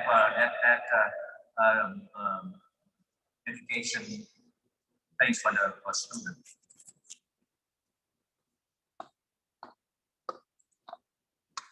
So the message of this thing is about what?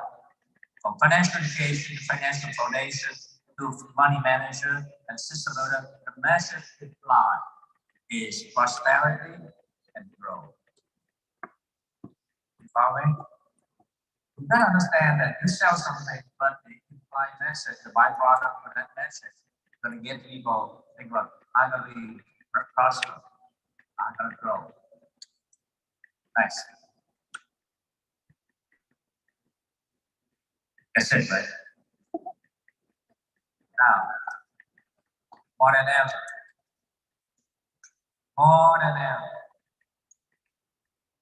wake up every day thinking about recruiting, and look into a bubble chart.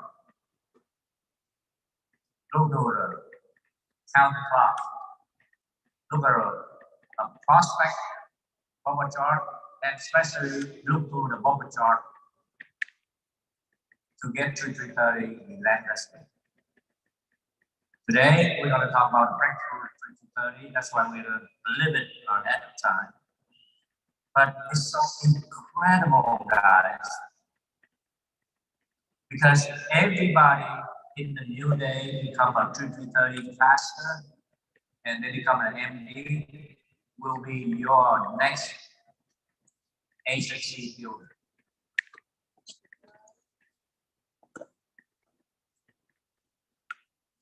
So you build, and you should, each one of you right now should think that I can build 5 MD a month. You can. It's so doable when we talk this out.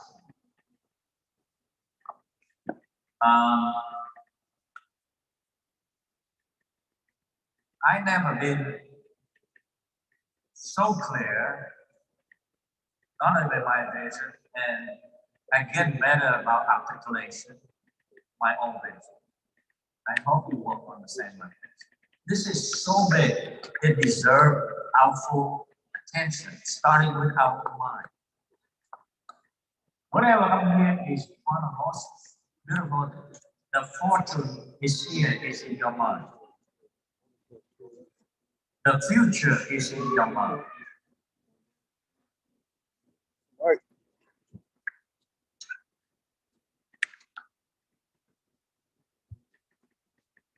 We gotta continue to very evolving. We continue to articulate. We gotta do the drive hard. And we have to be relentless, because anything less than that, we are really we define ourselves from the biggest chance in the lifetime. I know our leadership. I know my leadership, and you guys, our leadership is so critical for so many families out there. Because the lack of vision from the leadership is one of the biggest killers of people's dreams. You know, I'm so clear about the model now is so doable. The minute we get to a system discipline, we get the model when people wake up every day and say, I'm wake up and then who's gonna my next MD, who's gonna be the next person who I can build a new location with this person, a new office with this person.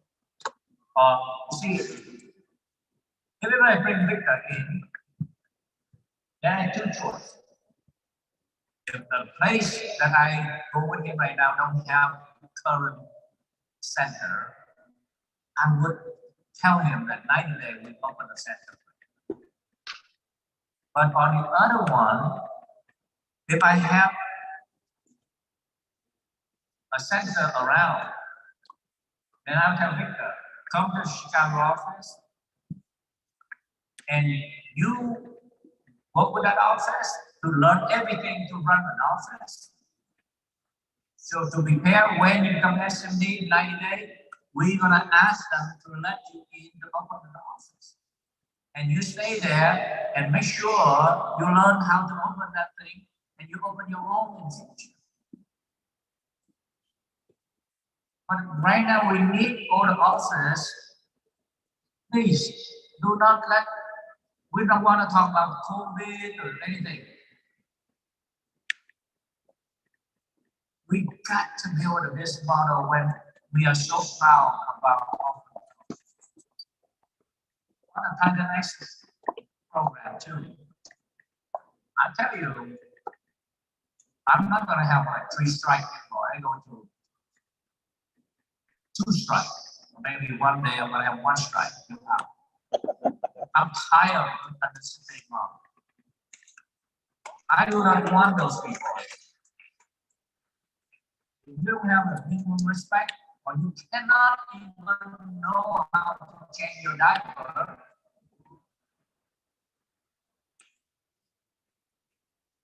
why should I have to remind you to report?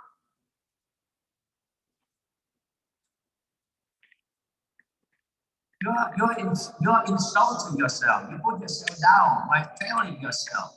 When you are not doing this and you're undisciplined, you fail yourself. You fail yourself big time. Any responsible person should know that. If I have an appointment with somebody and I come late, I hate myself.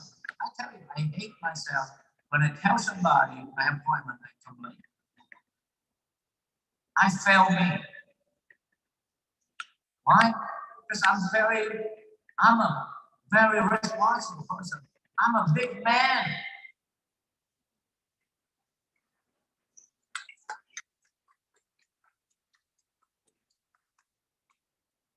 So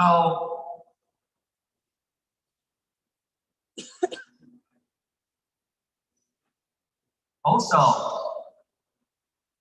you guys, I'm not going to tell you how, but I demand you from now on.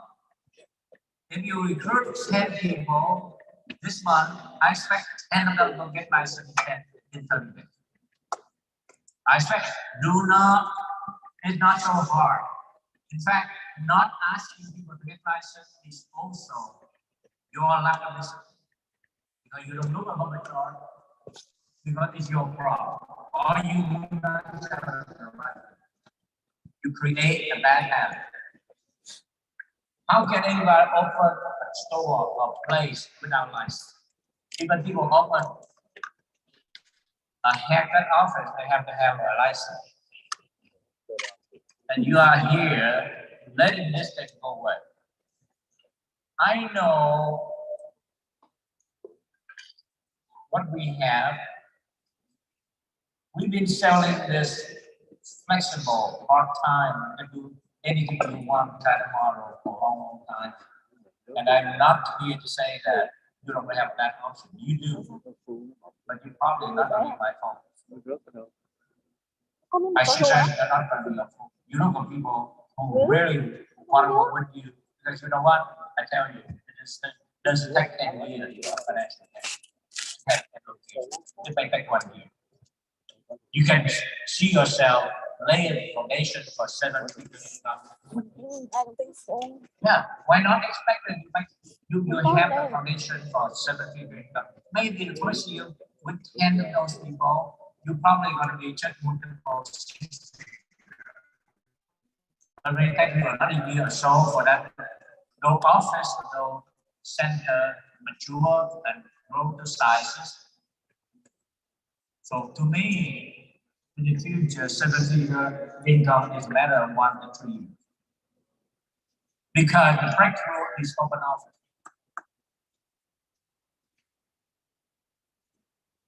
You know, I see, look, and we see Dr. Meyer, she worked part-time with us, and she opened an office even part-time, but I know her head is here full-time. And she already almost part-time.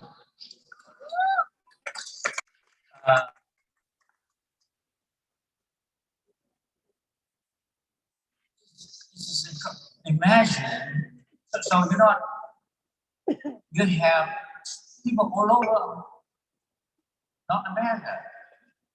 It's so many people is capable. The problem is that when you meet capable person and you present them with a very small body, that's where you are really hurting yourself and you're hurting that person.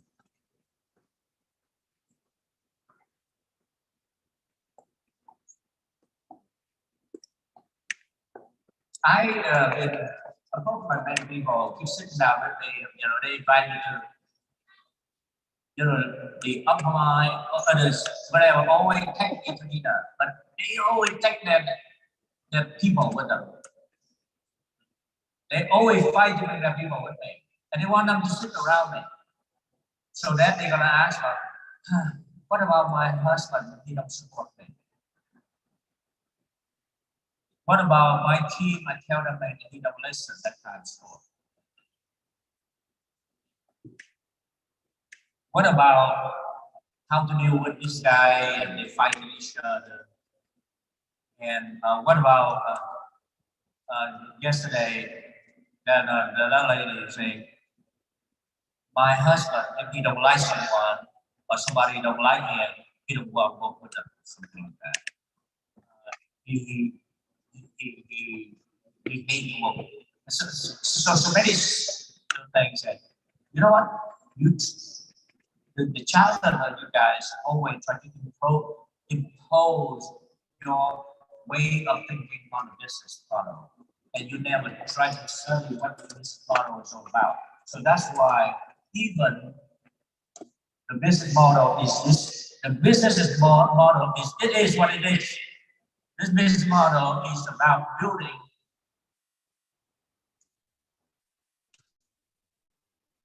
big business, and your characteristics, your personal situation, and you make it, that is your business, which is not true. They have not, this is the way you try to change the model to fit the way you think, whether you like your people or you have problem with your wife or your husband, whatever. You try to impose, ask the question about it. Why don't you ask me about what this model, what it is that what I can do this thing, and I will try to fit myself into that. And this is a problem. A lot of SME, every time you sit down with me, they will want to bring their team with a lot of drama and try to have a guy, because you cannot talk to them, so you want me to talk to them. And you have that mindset, that's why you never go big.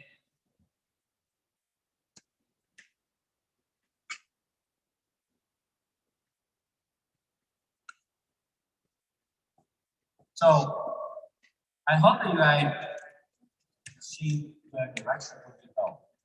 All the things we've been doing in the past 4 or 5 years, we are trying to bring you to more entrepreneurship. We try to bring you to travel the world, to show the lifestyle. We try to work on the Latinx to build a new generation builder. We try to build discipline. I mean, we try to build community ship so that to open the door for every one of you. We try to enrich you to build multiple locations, to work with many offices. You know, the beauty of that is that I try to bring in a lot of material, different things on the ground. We have a blueprint. This is about time for us to put it all those things together and start building the new industry. All right. Hey guys, thank you very much, and I will come back.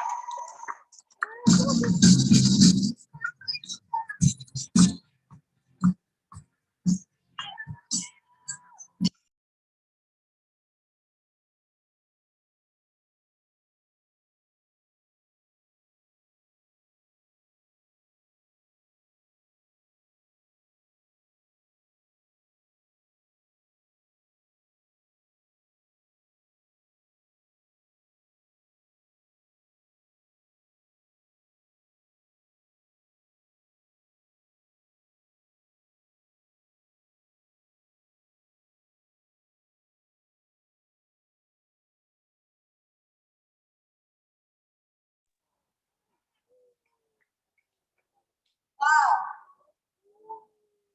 I still have my goosebumps. Wasn't that powerful? I don't even know about you, Karen, but that struck me. And that's why you gotta come to big events like this. You never know which event is gonna suck up for you. Right? When you wish you're here today during the class, and I know some of you this morning, it's not gonna be the same. The message is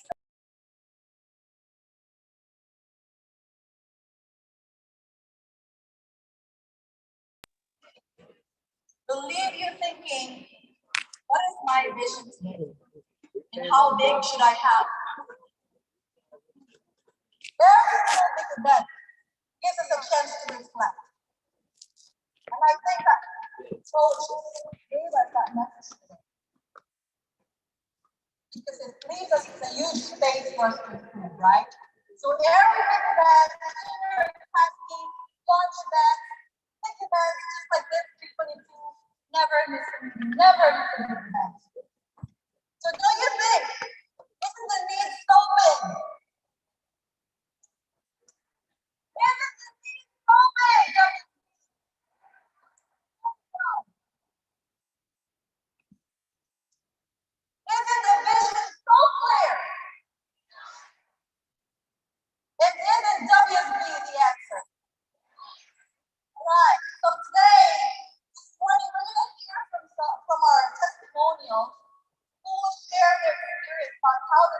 this campaign has helped them and their families. So these are regular folks, okay, just like you and I, and they're going to share their story. So let's bring up Chief Manuel Rique, Aries Oyo, and Melai Vasco on stage.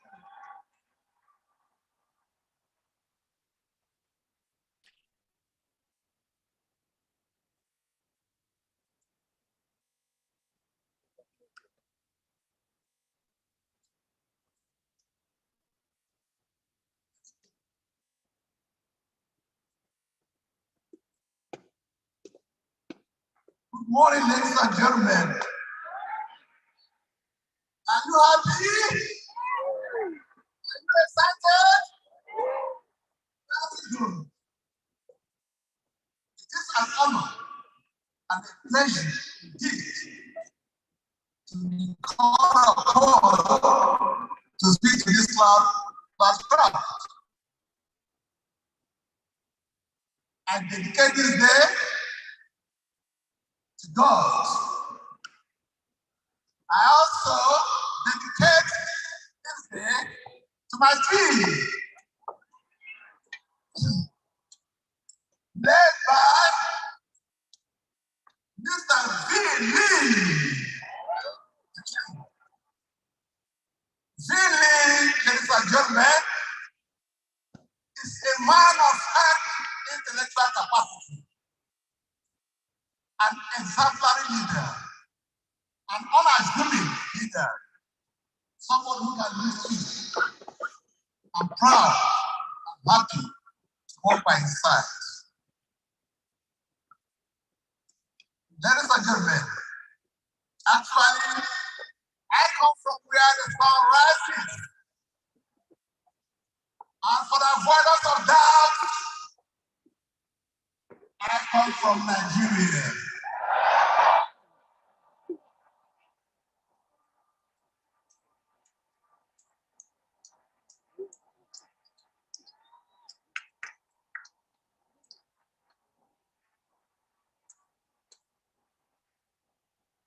My story, I started to work as far back as 1977. When I worked, those who are familiar with Lagos, Nigeria, I worked at Liverpool Nigeria Limited. From here, I went to Scrubber Construction Nigeria Limited. We are the people that built International Mohammed Airport. From here, I went back to studies, and I came back and went to 7-Up Nigeria PLC, where I served as sales and payroll controller. Then I came here in 1966. 1966, this is my son, my first son, my daughter, my wife, this weekend. 1996. I came in 1996.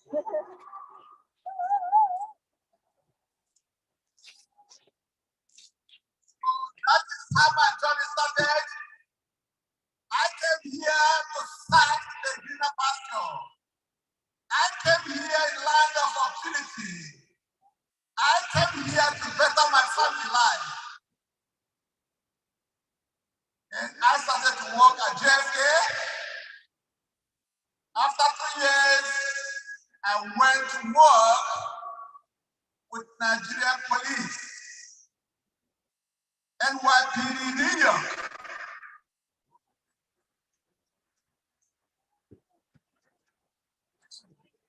Because as a man, you are always insatiable.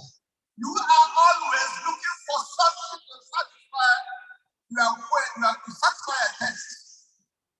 That's why I went to Nigerian police, at least to better my life. Having worked for 23 years,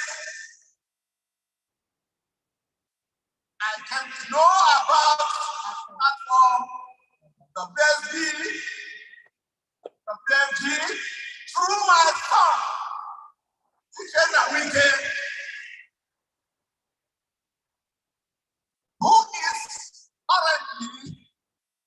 a marketing director of this WMG.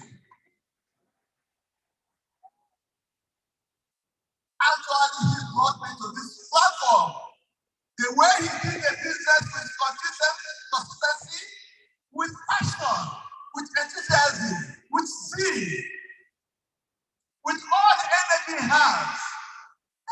I said, my friend, what are you doing? He will put the television and blast all the information every day. So Emmanuel, right?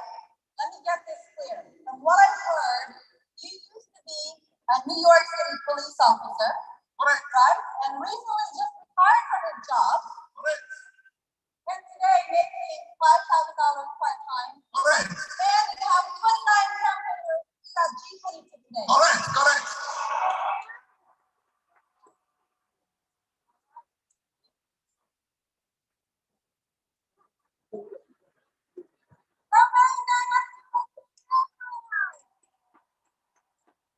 Thank you very much.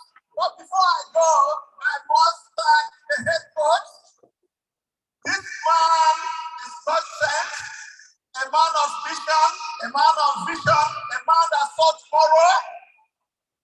This man, I give you all the kudos and doff my hat to you. Thank you very much for all you do and continue to do.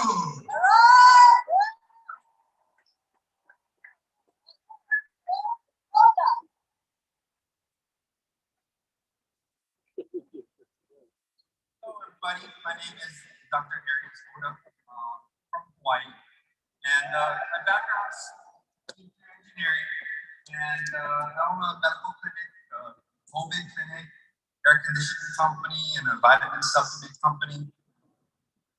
So everything that I do is something to help people, and the reason why I joined this platform was to learn for myself, and as far as this platform is able to help and educate many people as I was learning for myself.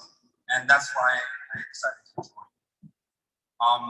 As far as being able to manage time, and also, this is also one of the easiest businesses that I've seen.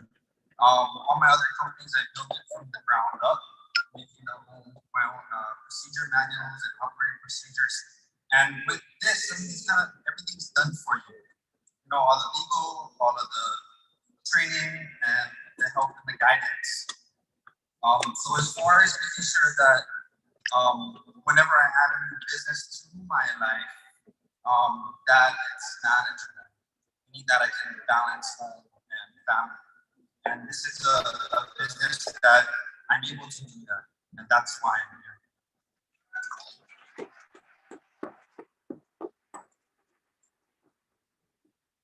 As far as personally, I didn't know how important it was to be protected.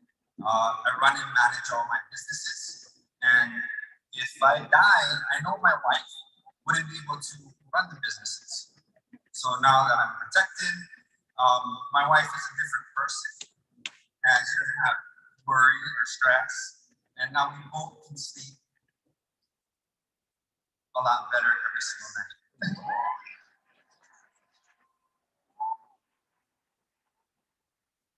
I have 5 kids,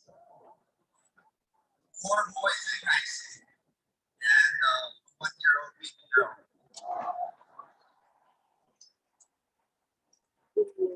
This program teaches generations about how money works and the roadmap to retirement. I've had top honors in school and many other awards, and I thought that getting my doctorate degree was the end. But as far as graduation, it's called the commencement ceremony, and it's the beginning of getting what. And so, what was my next goal? And so, the next goal is retirement. But this business, it has given me a clear path and roadmap to retirement. I only have one chance to retire, and now I'm empowered and educated, and it's in my hands to succeed.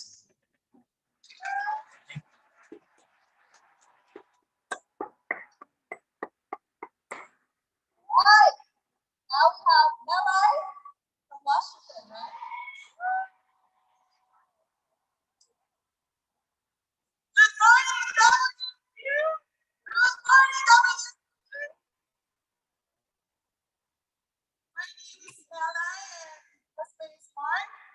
are from Seattle, Washington, under the great leadership of lienlecanada. Woo! We have worked in therapists for 17 years before WFG was introduced to us. In August 2017, I remember that was my first convention. And that was the biggest turning point of my life. I made the decision to think bigger, to think bigger for myself, for my family, and for all the family that we're going to touch.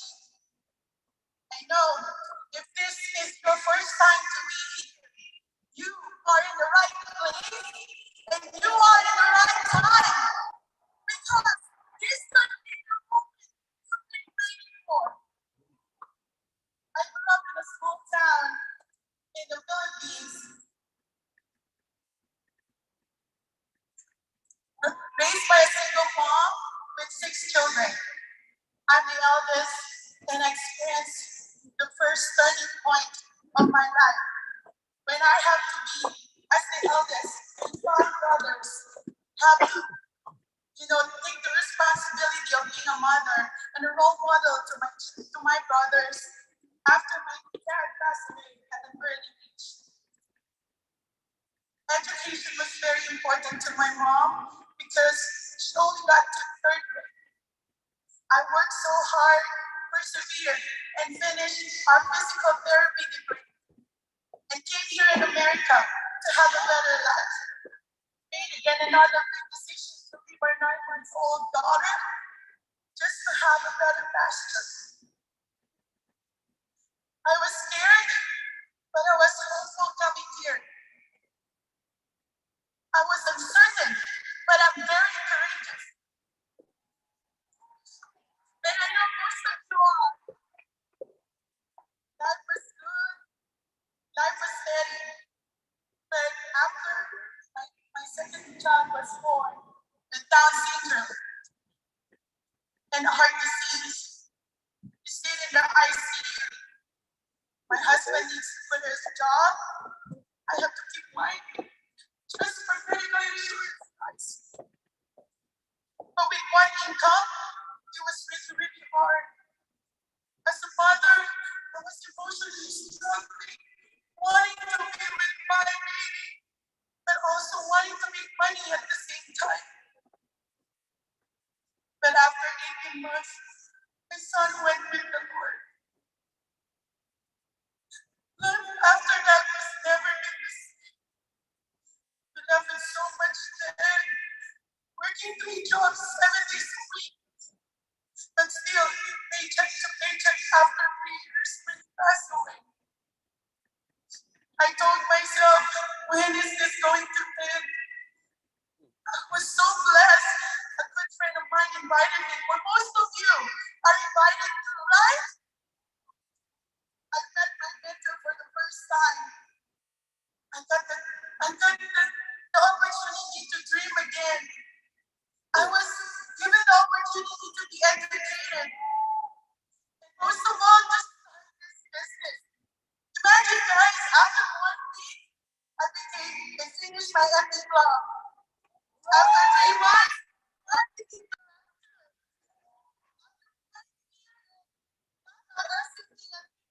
March, second year,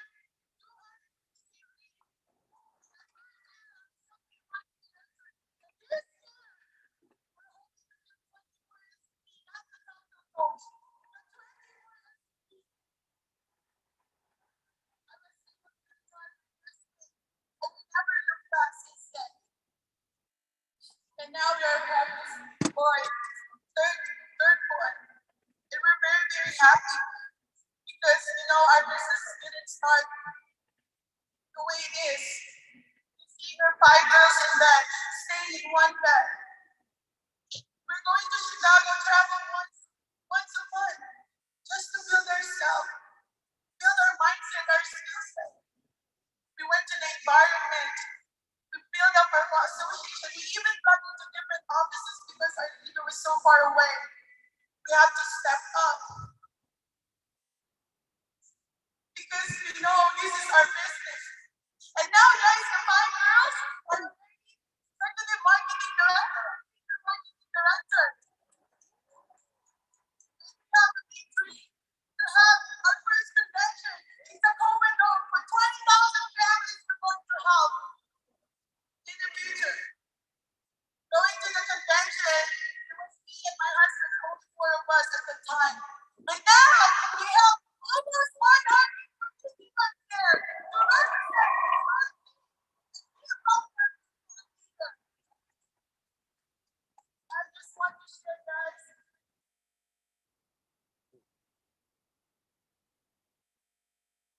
We're getting by, little protection,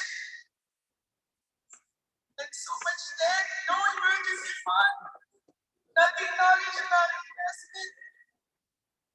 To now, having 7.5 million protection, we have our own home, and we also have 100,000 fund and almost 300,000 investment. Thank you, Representative.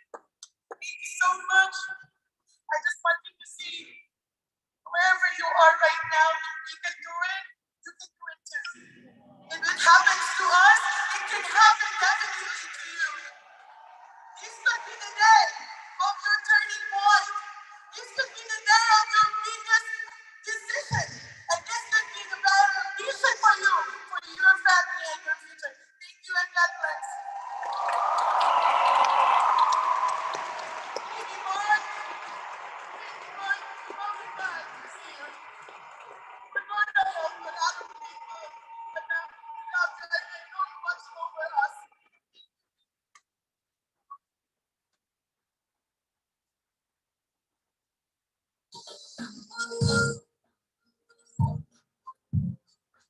Please welcome to the stage, Zen Villanueva, greeted with Ting Chu, Angeli Bastu, Aloy Ignacio.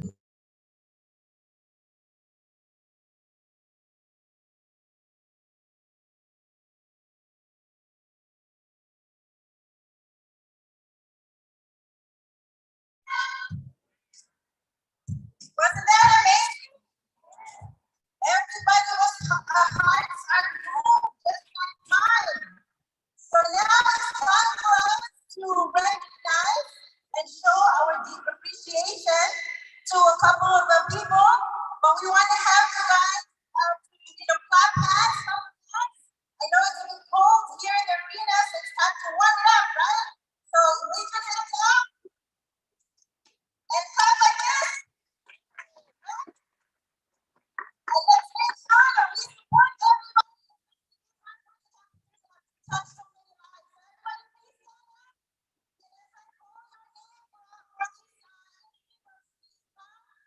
To my left, and to the right. All right, are you ready? All right, so these individuals that have posted in our Facebook community. So let me call on Miss Alicia Cruz.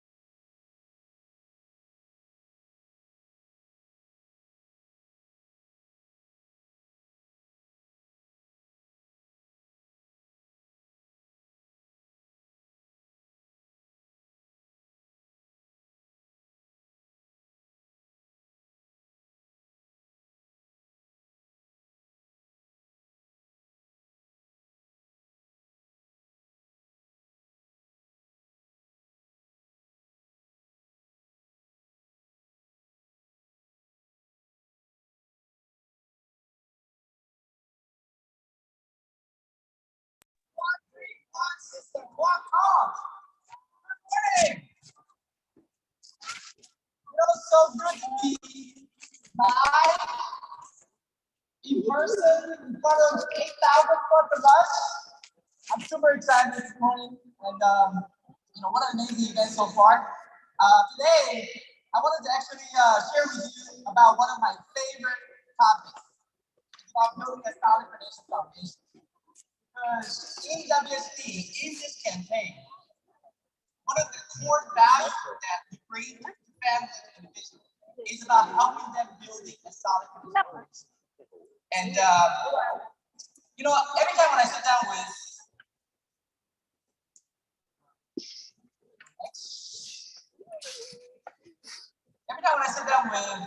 individual family, I always feel proud because we are one of the very few, not the only organization that really focus on the fundamentals. See what happened in the last 2 years, with the pandemic, everybody's sitting home. Guess what? Everybody start to trade stocks, trade Bitcoins, right? And you see YouTube channels like hundreds, if not thousands of these talking about how to get rich quick, right? How to make thousands of dollars a day. But here's the thing. In WSB, we don't believe that. We don't believe that to build, in order to build wealth, we have to learn how to build financial foundation. We don't believe in get rich quick, right? So that's why, in terms of financial foundation, we have to focus on the fundamentals. So what are the foundations? First of all, we have to start with proper protection, and then we learn how to manage our debt, then manage the emergency fund, and eventually we start to save, invest, so we can build a strong future. Right? So the key thing about our foundation is that it's not about what are the elements, but rather the order of these elements. In other words, it's like building a house. We cannot build a house from starting at the roof. We have to build from where? Foundation, right? So what is our foundation? The foundation starts with protection, right? Next page.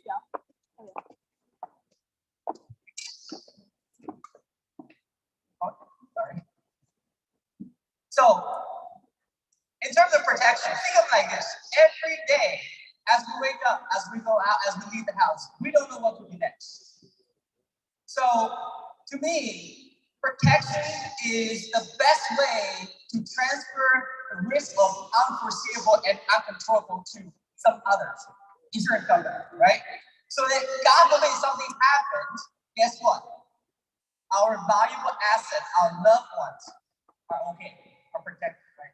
So to me, protection, insurance is all about protecting the most valuable that we have, like what? Like our income, like our health, like the assets we have, like the family. Yes.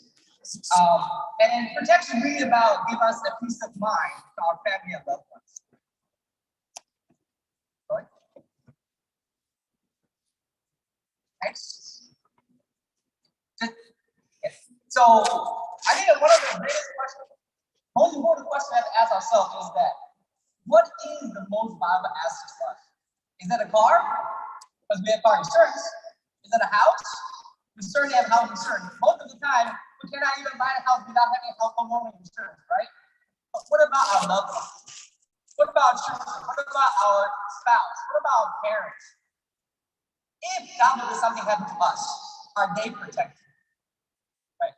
Or sometimes when we have a protection, the question is, do we have a proper amount of protection, rather enough protection? Would it be okay if we are no longer around?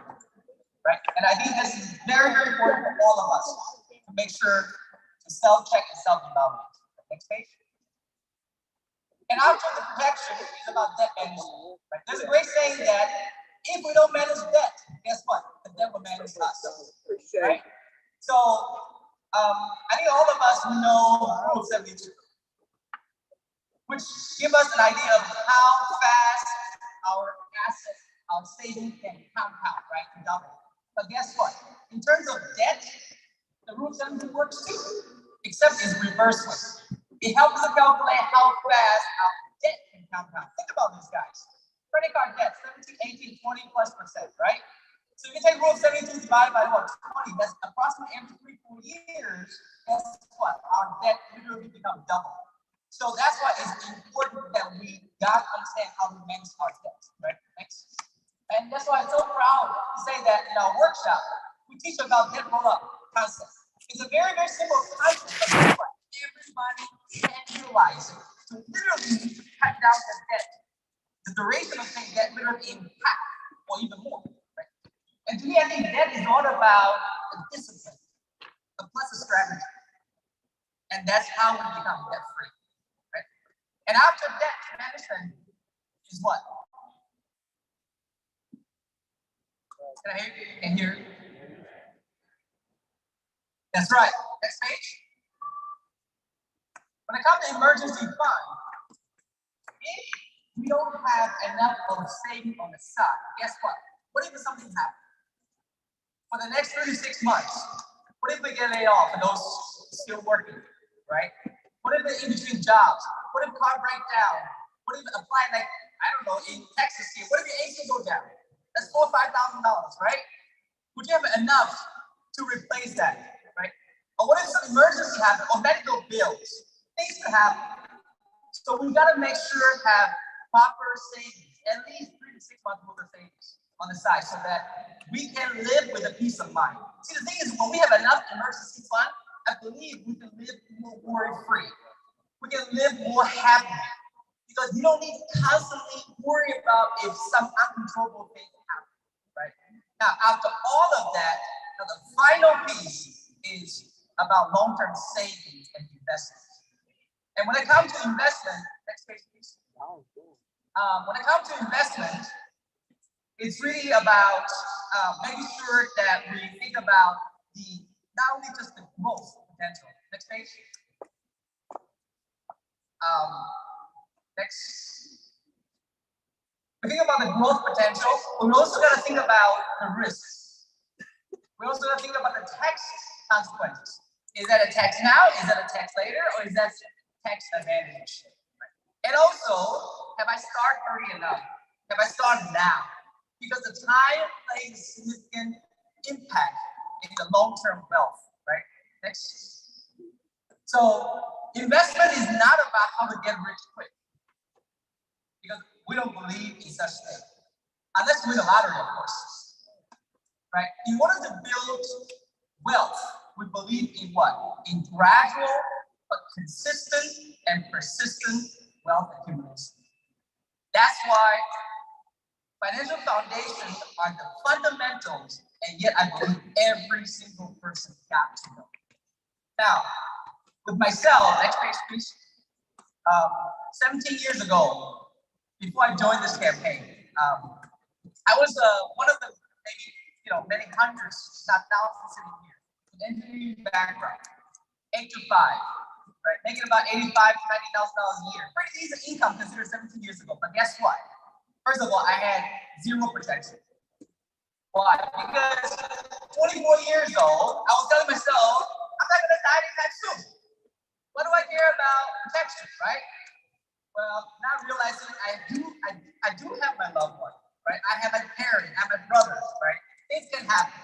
And back then, I had about 130-some thousand of debt with student loans, car loans, credit cards, debt. I had zero emergency fund. And as far as investment-wise, the only investment I had was about $125 out of my every single paycheck. So that's twice a month, guys. Whopping $250 putting away as my investment 17 years ago, right? Now, fast forward today, and of course, it's not overnight, guys. It's gradually built up. Today, can I have next? Today, in my family, we have over $6.5 million protection. Now, did it happen right away? No. I started with $500,000 protection. I added another $500,000 here. So later, I added another $1 million. My wife had $1 million. Every single one of our kids, we have some protection and adding savings to build up on their college fund. So it was gradual, little by little, built up. And as far as the debt-wise, I can probably say that other than mortgage, we have zero debt. And just having that peace of mind, knowing that I don't owe anybody, knowing that we own what we have, it's one of the best things we can have. The best thing we can have. Emergency fund. Again, through time, we built up over $200,000. Pretty consistent basis, just sitting aside in case something happens, so that I still have enough funds to pay my system, pay for the office, pay for all the, every month regular expenses. And last but not least, gradually, we little by little. I remember I started saving about $500 a month, started with, and gradually putting 1,000, 2,000 away, 10,000, and today, for some months, my wife and I we can literally save about $60,000, $70,000. Some of the best months close to $100,000 a month putting away.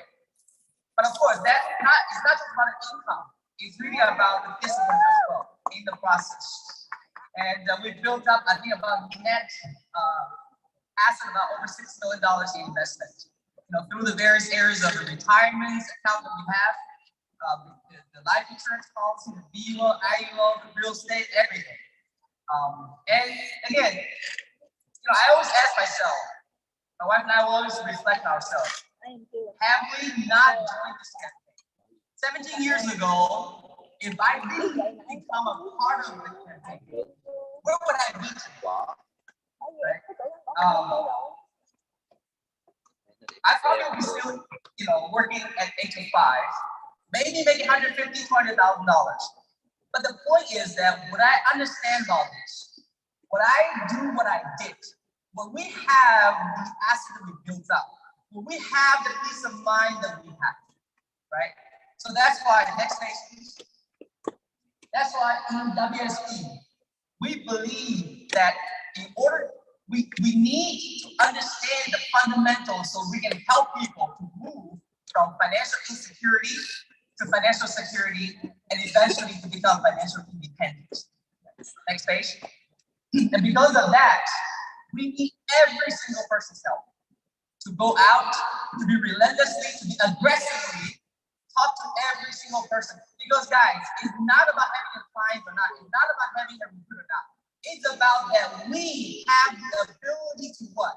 To change someone's life.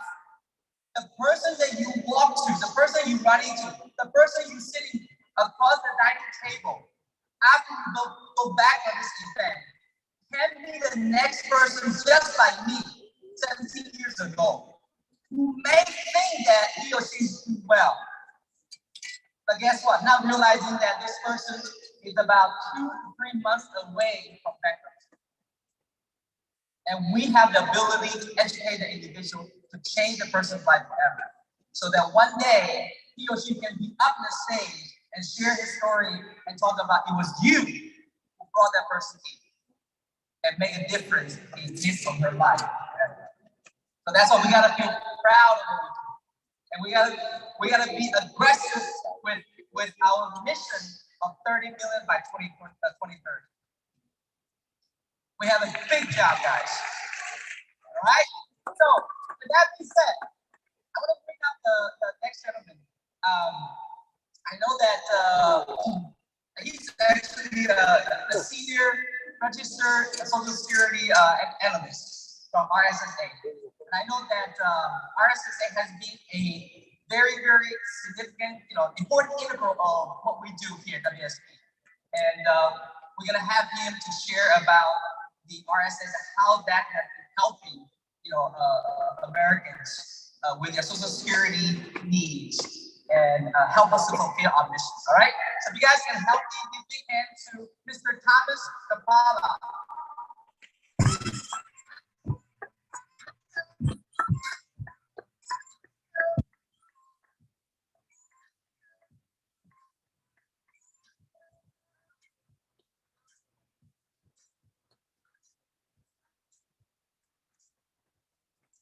Hi, everyone. Pleasure to be here. When I hear stories like Jack's and many others that we hear today, it really is inspirational. And especially an event like this, helping 30 million families, it makes what we do at RSA that much more important and makes us want to share in that achievement, that goal. So I'm going to start off with my story because, like many of you, I wanted to change. I wanted to change for myself, my family, my kids, and I knew that I needed to change at a certain point because I did not start off in the finance industry. I started off in construction. I worked on roads, I did concrete work, and I was getting up at 4 a.m. every single day. I was getting home at 9 p.m. every single day. I was working in 100 degrees. I was working in 5 hours. I was working overnights. It was hard work. And I did it for my family. But I realized at a certain point that to truly help my family, I needed to change. And if I didn't make that change in that very moment, then I might never have, just like many of you here today.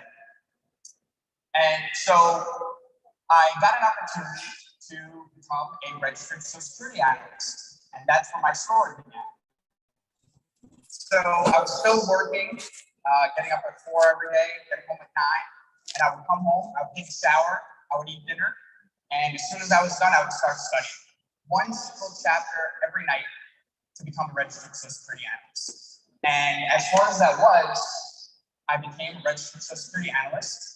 I worked my way up to be a senior analyst now. And I would never have imagined years ago when I was working in construction, I would never have imagined standing in a room with such a great group of people and sharing the same inspirational stories. So I just wanted to give that background about myself and let everyone here know that if you have a dream, if you have a goal, just go for it because it's never too late to achieve something.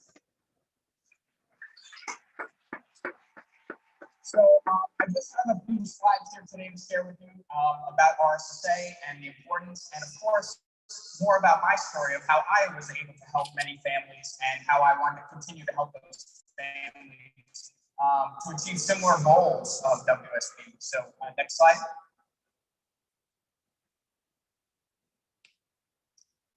So when you become a registered Social Security analyst, it gives you the opportunity of helping yourself, your families, your friends, and every single family in the 30 million that we plan on helping and achieving that goal. Because Social Security is so important in that there's 10,000 people retiring every single day, and there's over 2,700 rules that surround the program. But what our course does is it helps you understand how you can help your clients not only maximize their future benefits, but optimize their benefits too. And it's important that there's a difference there because optimizing someone's benefits is taking their unique set of circumstances and creating a strategic plan that best suits their retirement. And so when you think about these other things that Jack was just speaking about, of retirement assets, investments, and things like that, you can now take their Social Security income plan and put it together with a full financial retirement plan. Next slide. So I wanted to share with you today, besides my own story, I also wanted to share my experience of a specific case that I did. And this case started my real passion of helping families because not only did I want to make a change in my own life and my family's lives, but I also wanted to change the lives of many others. And doing that with the RSSA credential, I achieved that because I see that based on success stories like this one here, it really does give that people a perspective of there's somebody out there that can help you, not just with Social Security, but any financial literacy, financial planning, right? So in this case, I worked with this couple, very nice couple, about 2 years ago. And they had a complicated case. They had, the husband was 62 years old. We wanted to start collecting benefits early. The spouse was 45, so they had a bit of an age difference. And they also had a 12-year-old minor child that could collect benefits. And so when I worked with them, the husband, like many others who aren't that still educated, he wanted to take early because he wanted to collect on the minor child. But I let him know that you can certainly do that, and we're here to educate you so you can make the best decision. But if you do that, think about this. The spouse is going to be collecting the survivor benefit from you for a long period of time. And so if you collected at 62, that will severely impact that survivor benefit of the spouse. By doing that, it really helped him make that decision. He said, okay, you know what, you're right. I'm not going to collect right now. Let's reconvene and reevaluate things in a few years. And so about a year later, the wife, she gave me a call and she sounded upset. And I said, what's wrong? What's going on? How can I help you? And it turns out that the husband passed away. So it's one of those stories that really hits home for me because it's just so hard to be able to speak to this lady, but she said, Tom, just what do? I don't know what to do. I need your help. And so now at this point, she was able to collect a survivor benefit for herself and for her minor child. And because he did not collect at 62 and he listened and waited, now it's a lot higher amount that both the spouse and the child have, right? And she was just so unbelievably thankful. And she, to this day, about 2 months ago, she gave me a call and said, Tom, how you doing? How are you? How's everything, right? And it really brings me so much happiness to say that I changed someone's life. She remembers me and she still calls me, and I really was able to help her, and I will continue to help her. And that is something that I'm just so passionate about as an artist. So that's my story that I wanted to share with you. Next slide. So there's many of you here that are already registered Social Security analysts. And if anyone is thinking about taking our course and getting their RSA designation, we are running a $500 off of our course promotion for T22 500. Now, if you're looking for more information, you can always come to our booth outside and visit narsa.org. And we're always happy to have anyone become a member and registered Social Security analyst. And like I said, it really will help your friends, your family, yourself be educated. But sharing that 30 million families, helping them, this can really be part of that goal, that achievement, and that change. And just like my story, and many other stories who are already RSAs, you can have similar stories like that as well. And you'll see that those families that you help will really, really be thankful for what you did for them. So if just a few things for anyone who's interested in signing up for the course, we have $500 off the course, $150 off of the exam, and then now we are happy to introduce our own RSA roadmap software as part of the 279 membership as well. So again, we're trying to come up with ways, webinars, workshops, trainings, any way we can continue to help you that goes beyond the course. It's our passion, our goal, and we're happy to help every single one of you. Thank you.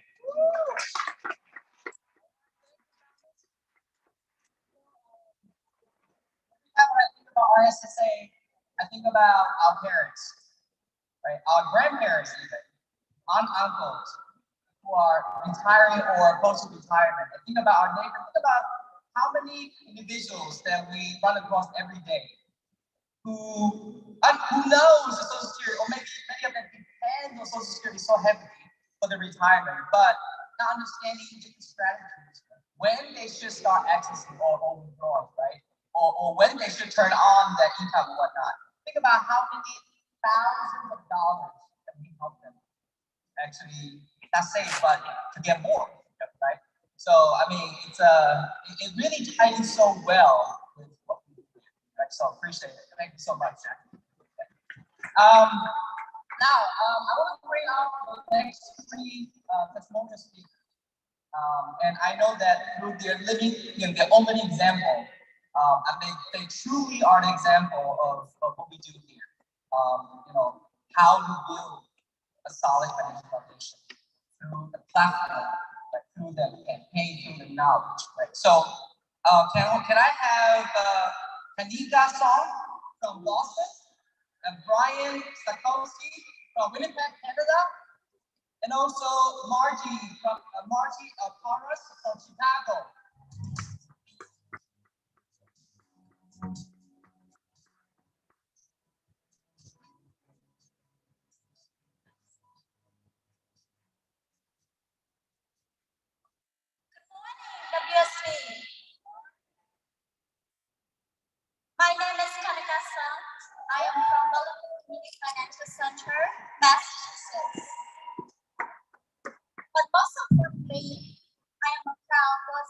builder. My journey started with the company WFG and USB in 2015. And when I joined, after I joined, you know, we have to take the exam, right?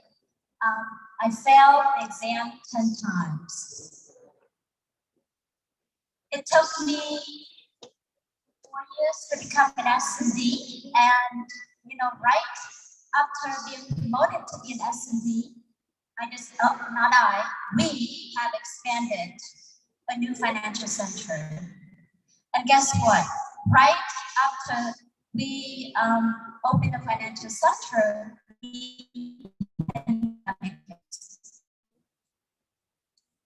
I was so scared. I asked myself during those 2 years, what are we going to do? But you know, thank you for the USB system and the financial education system that we have. We pushed through those rough times.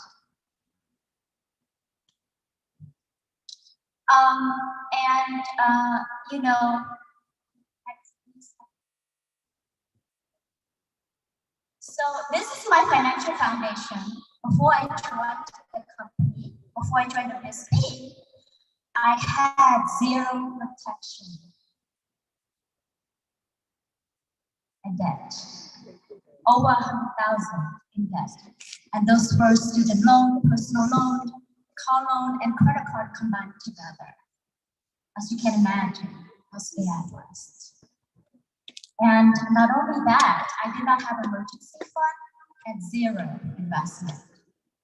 But after I joined our company and being properly educated by the USB educator as a result, I have secured myself $3.5 million in protection. But you know what? What I'm so proud of, I have paid off my debt. And along the way, I have built 70,000 in emergency. I also have saved over 60,000 in 9 months.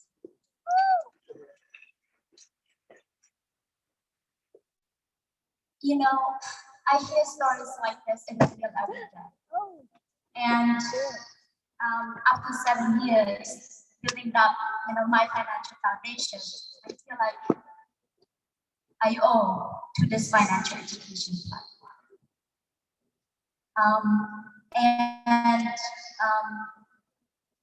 Next please.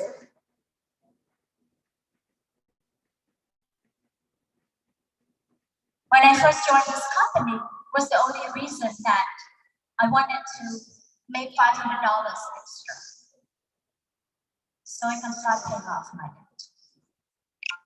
I did not know this was going to be my entire career, but the longer I stay in this campaign, the more I fell in love with what we do.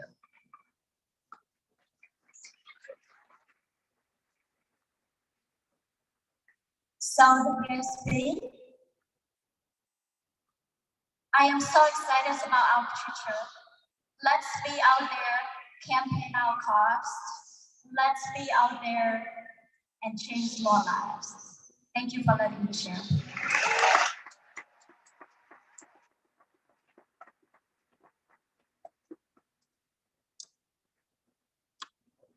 Morning, WSP. It's morning. Wow, look at the crowd.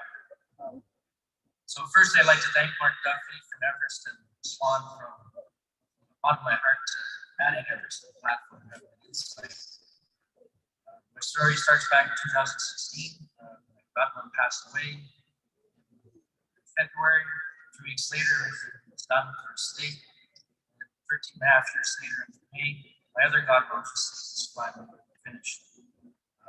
So when I sat down with my parents during Christmas that year, I said, I don't want to go through that hell again for 13 and a half years. So we sat down and got together everything that was planned out, legal documents.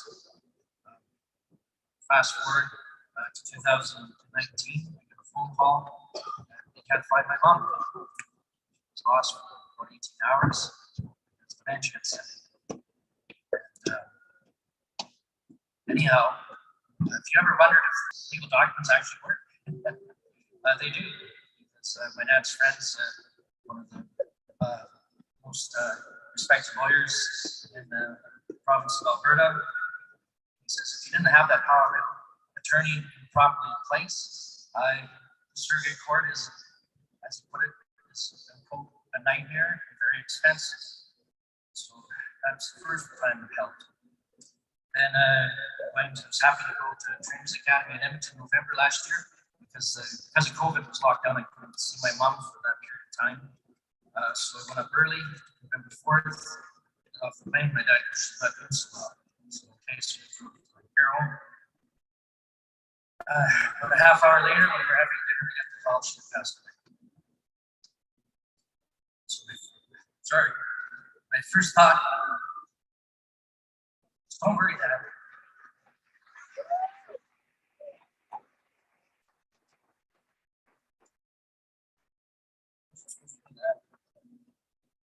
But since with all efforts,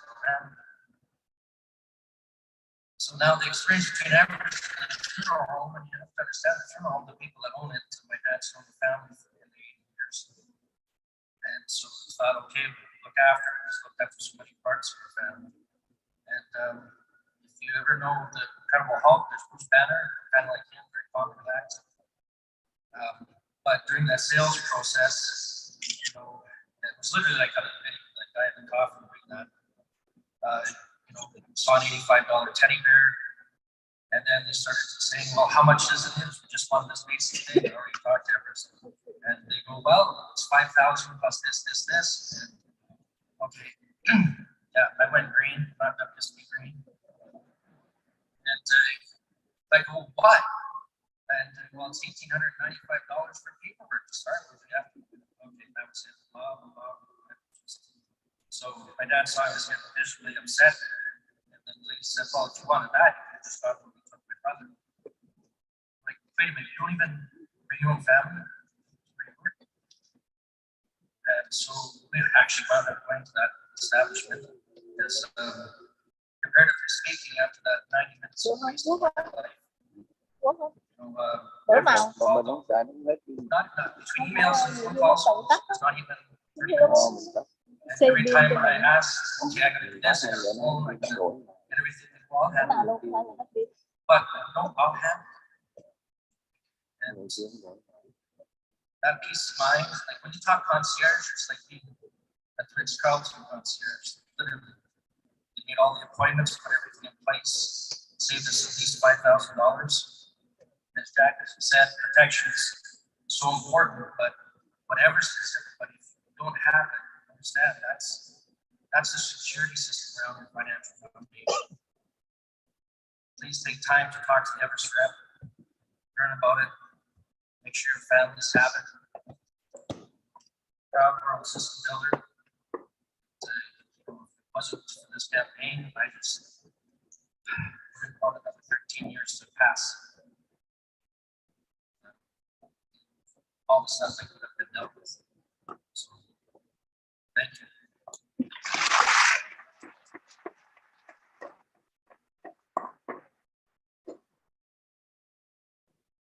Hello, WSB. How are you? Thanks for being here. My name is Margie Alvarez. I'm an associate by profession. I'm married to my husband of 43 years. I have 3 wonderful daughters and 5 grandchildren.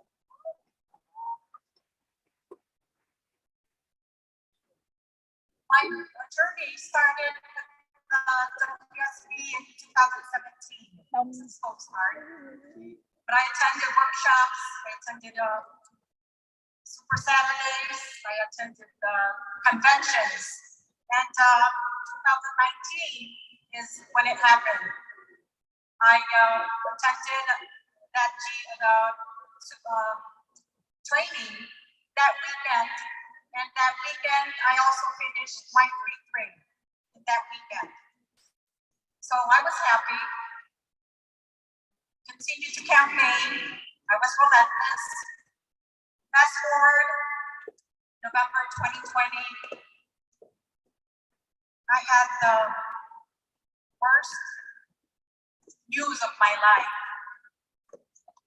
I had ovarian cancer stage 4.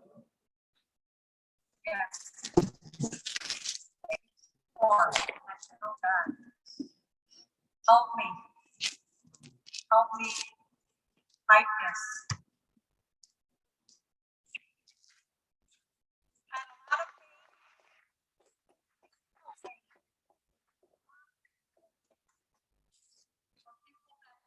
that's through this, you know what I mean.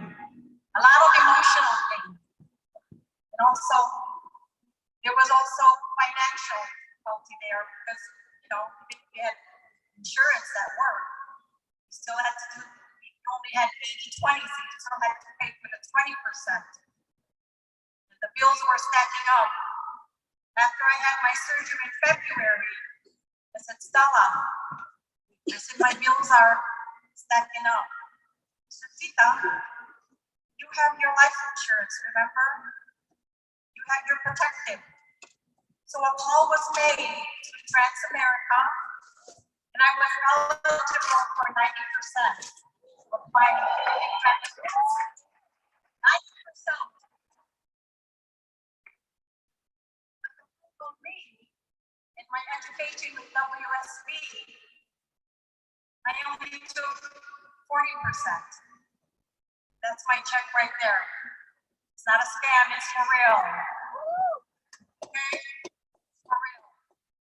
So I was able to use this money to pay for hospital bills.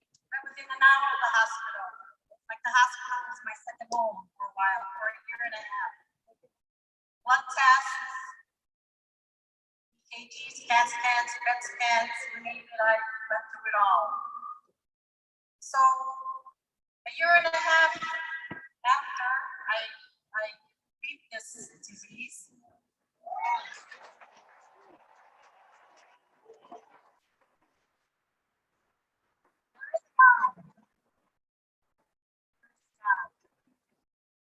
so I can say that I am cancer free.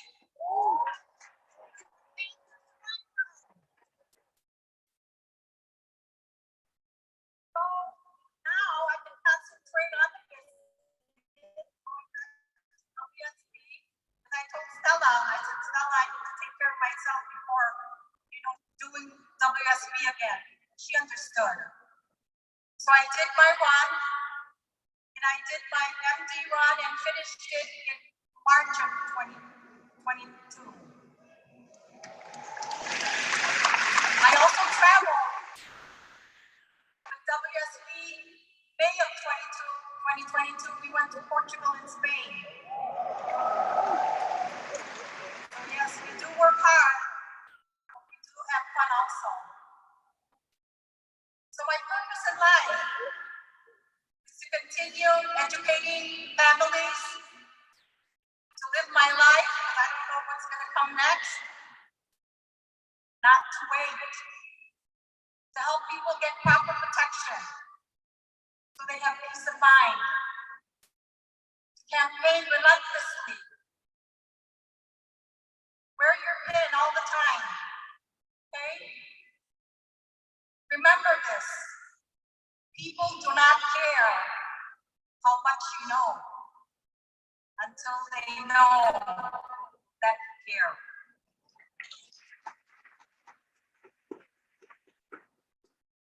Thank you, WSB. Thank you for letting me share my story.